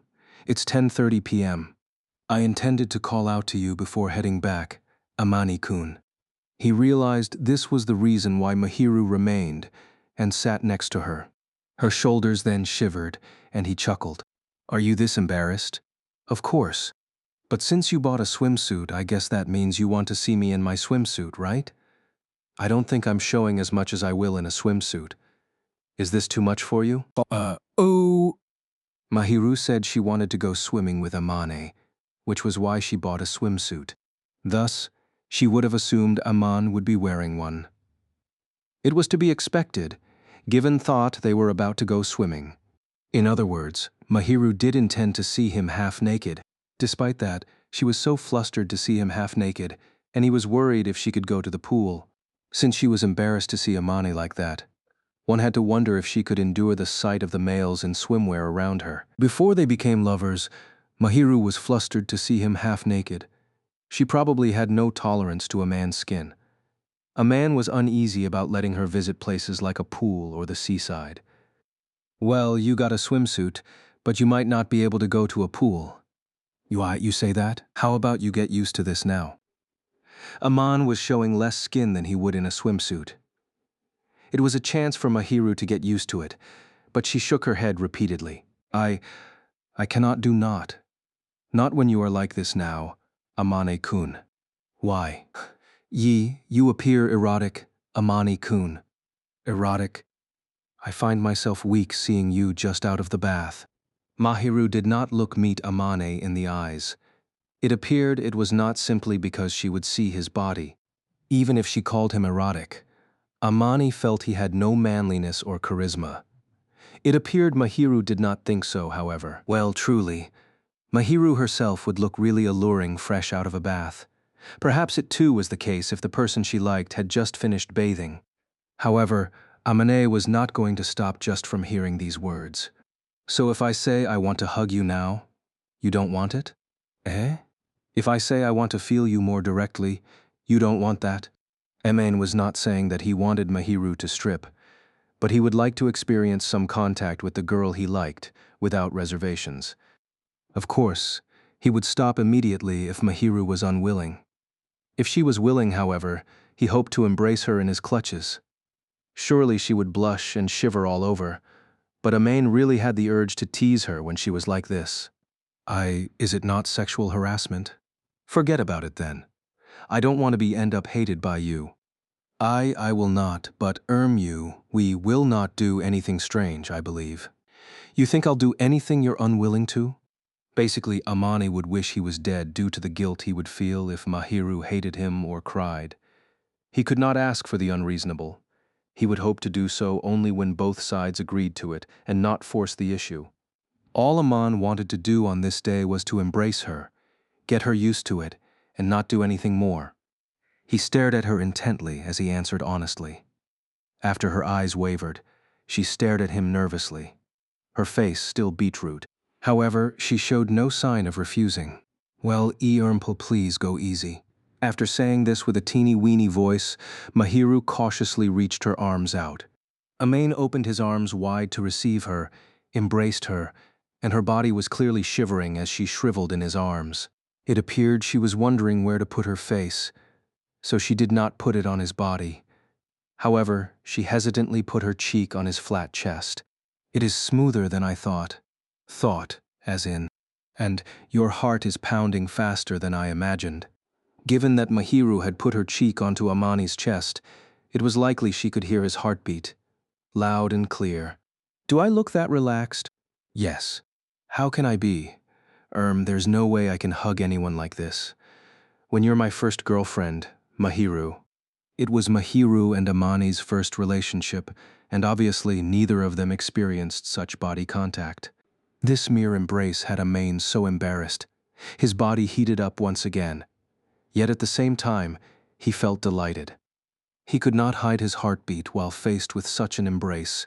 You are a boy too, Amani-kun. What do you think of me as? I did assume so the last time. You did remind me. This last time she spoke of was probably about the lap pillow reward after their tests. Amani pushed her down to remind her, since she was overly careless. Back then, her face was blushing, and she realized there and then that Amani was a boy.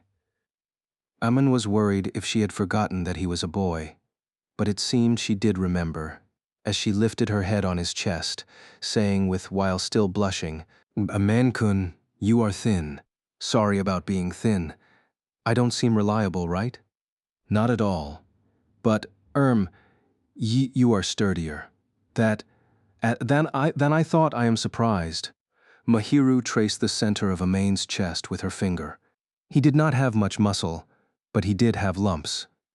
Her finger slowly glided by the abs that seemed to be there, and yet not. I have not touched a man's body before. It is a new feeling for me, so I am shocked. You can touch if you want, but if you go overboard, I'll touch you, Mahiru. Amani patted Mahiru's waist jokingly, and she shivered. He reflected upon how carried away he was, but Mahiru did not seem to hate it and merely covered her face with her palms. Next time, if it is just a little. Eh? I do not dislike it. Mahiru whispered as she appeared to be somewhat bashful, peeked at Amani, before covering her face completely once again. Amani could not resist as he groaned and embraced her with more strength. Chapter 124. Progress. It was a month since they started dating. Amane had not taken the initiative to kiss Mahiru and did not know how to interact with her. They held hands and embraced, but he did not take the next step. Just days ago, Amane embraced her while half naked, but he did not do anything. Itsuki would have laughed at Amane if he heard of this. Can we really progress like this? He laid on the bed, covering his eyes with his arm. It was daytime on his day off, and he was lazing around on the sofa as Mahiru would be here in the evening. Amane was prone to laziness whenever Mahiru was not around, and after he had brunch, he just lazed around on the bed. Mahiru was usually here in the day. She was expected to be here in the evening on this day, probably because she realized the implication of the "you may touch" she said days ago. The day after she said that, she was strangely tense, fidgeting all over. It was most probably because of this. If I had been a little more assertive, though, if Amane could muster a little more courage, they could have kissed, even if they did not go all the way to intercourse. As a high school boy, Aman naturally had his own desires, and often had thoughts of kissing the person he liked. But he never said his desire and never took action. He wanted to touch her body if possible, even if they could not go all the way. He wanted to kiss her all he wanted. He was worried that she would be unwilling and dared not do so. Bad things would happen if he did not control himself. So he never took this step. Well, Mahiru said, "I can touch." Aman dared not be careless about where he could touch and how much he could. Even he found himself useless. And truth be told, he still found himself cowardly. Yet he could do nothing about it. If I were a little bolder, can we do lover-like things? Aman wondered, sighed, and closed his eyes as he shielded them from the light with his arm. Amane-kun, you will catch a cold if you leave your belly exposed. A silver bell-like voice pulled Amane's consciousness back. Little by little, Amane opened his heavy eyelids and found a flax-colored curtain in his blurry vision. Its owner was Mahiru, who should not be here, kneeling on one knee, leaning her face towards him. Mahiru. He recognized his dearest girl in his blurred consciousness, and slowly reached his arms out towards her. It was not a major deal towards him, and he just wanted to experience her warmth. He pulled Mahiru towards himself without holding back, probably because he was groggy. Kia, of course. Mahiru made a cute sound when she was suddenly pulled over and fell onto him. Once he felt her soft yet suitably heavy body, he turned around and rolled with her on the bed. Amane-kun. Aman sensed the troubled presence and voice in his clutches and yawned as he brought his face close to her, experiencing her warmth. He was too lazy to get up, so he closed his eyes and buried his face into the body of the girl dearest of him. He might have touched the region near her neck. He inhaled, and Mahiru's milky sweet fragrance entered his nostrils, comforting him greatly. He really did not like sweets, but the delicious smell had him mesmerized, and he could not resist from biting her. Kia, he did not nibble too hard, just a little contact, but he heard a gentle squeal. That too felt comfortable. He had a lick, and there was not much sweetness. He could only feel some subtle tenderness and silkiness. Perhaps it was because he found Mahiru sweet after all. Amane-kun, are you delirious? Nin, goodness. While sucking away at Mahiru's skin, he felt an impact on his back. It did not hurt, but it was Mahiru using all her strength to shake and slap at him. He moved away from her while his mind remained in a groggy state. He blinked hard, focused his eyes on Mahiru, and saw she was blushing, glaring with teary eyes. There was a little red dot the size of a pinky at the base of her white neck. Mahiru? Good morning. You appear to be so sleepy. Are you awake now? Once he heard that sarcastic voice, he looked at his position, posture, and distance from Mahiru, only to freeze. Once he was fully awake, he grasped his situation. It was really had. He was delirious, and she was his girlfriend. But he had just dragged a girl onto the bed, made contact with her, and bit her neck. Even Mahiru, too, might be displeased. Mahiru remained in his clutches and did not look disgusted, but she glared at him a little, her face still blushing. Say Amane-kun. I will feel troubled if you touch me like that. I'm very sorry. Is there a mark? She pointed at where the lips touched, and a man realized too late that he had messed up. Even in the summer, she would button her the collar, so that part did not look visible. Nevertheless, it was the base of the neck, and she might show it while changing. Chitose would surely tease her if she found it. I'm sorry, but yes. Baka. She pouted and grumbled, but she did not seem angry. This will not be an issue if it cannot be seen, but why here? Amain also did not know why he practically sexually harassed Mahiru. He really wanted to touch her and do lover things, but he did not want to do anything she would hate him for. Forcing himself onto her was something against his principles. Nevertheless, he did this while groggy, which mean that he probably was subconsciously yearning for this frustrated actually. Amane realized the consequences if he was more physical and started to be terrified of his own desires. Sorry, I'll take note in the future. I don't want to make you unhappy.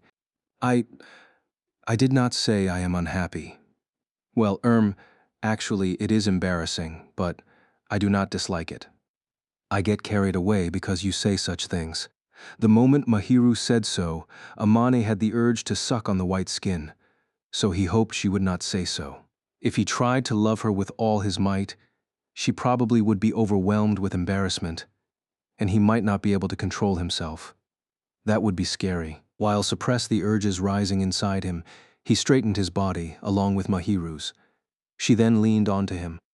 Look, Mahiru, I'll be troubled if you do this. Just stay a little fur. Amane could not finish his words. A warm breath grazed his shoulder, and he felt a soft pain. He gasped and looked towards the warmth. He saw Mahiru move her face away from his shoulder, not concealing her blushing face at all as she looked up at him. This is payback, she muttered softly out of shame, and lowered her eyelids. Emin reached his limit and embraced her little body. He could not help himself once he realized the softness, sweet scent, and body warmth were all in his clutches. Mahiru lifted her head in shock, and Amane put his lips on her cheek. A rose bloomed there. He quickly broke away and met her in the eyes. Her caramel-colored eyes were really wide. Aman-kun, shut up. I have not said anything. You would have pushed me aside if you disliked it. Amain did kiss her on the cheek, and if she disliked it, he would not do it again. But she shook her head. There is no way I dislike it, I am delighted, she said bashfully as she showed a relaxed smile. Once again, Amani could not resist bringing his lips to her face and muttered softly, You adorable one. Chapter 125. Summer vacation arrives. Hi! Our summer vacation is finally here. Why are you so agitated? It was midway through July, and after the closing ceremony and the homeroom briefing period, the students were finally liberated, happily talking about their summer plans. Itsuki got excited the moment homeroom ended, and Amani was just thinking that it was too hot out there. Well, isn't this obvious? It's heaven after the hell that's class time onward to paradise. That's just because you don't like to study. I don't hate it. Shut up, you top scorer. You get more time to flirt with Shiina-san, Amane. Flirting, say? It's not like we spend all day doing that. They probably spent more time doing their own things, rather than being together. They often studied together and split the chores while spending time at the same place, and did not simply flirt away. Mahiru obviously would keep studying, but she did exercise and take care of her body for the sake of her health and beauty. Amane too went running with her as exercise, but it would be a fallacy to assume they were always together. I'll be blunt, you two think it's too difficult to consciously flirt with each other, but you've been doing that without realizing it. How so? Well, I guess you two will look at each other, smile, lock arms, hold hands, and so on. Aman could not deny that. He did not really embrace Mahiru, but such little skinship was something they did every day. The standards of flirting was hard to define. Aman did not think it was flirting, but it might seem so to the common folk. Look, even I'm getting hot, just seeing you two flirt around. Right, Yuta? Ahaha, yeah. I'm embarrassed to see it too. You too, Katawaki. But thanks to this, fewer people are trying to stop you too. I don't think this is a bad thing. It was true that there were not many boys who would harass Amane or argue, or even try to snatch Mahiru as he had expected. The most likely reason was because Mahiru was clearly showing her fondness of Amane. She did not care about anyone else, and it seemed they had given up. Despite that, Amane was mentally prepared to hear some grumbles or arguments. For some reason, however, his classmates appeared to be watching over them, giving a protective vibe. Truth be told, Amane was nonplussed. But seriously, it's because of Shina-san's pressure that you didn't get anything. Pressure? More like, she's fending them off? What else could they do after seeing Shina-san like that during the sports festival? If anything happened to you, she'll be furious. Furious, huh? I can't imagine that. I can't imagine that either.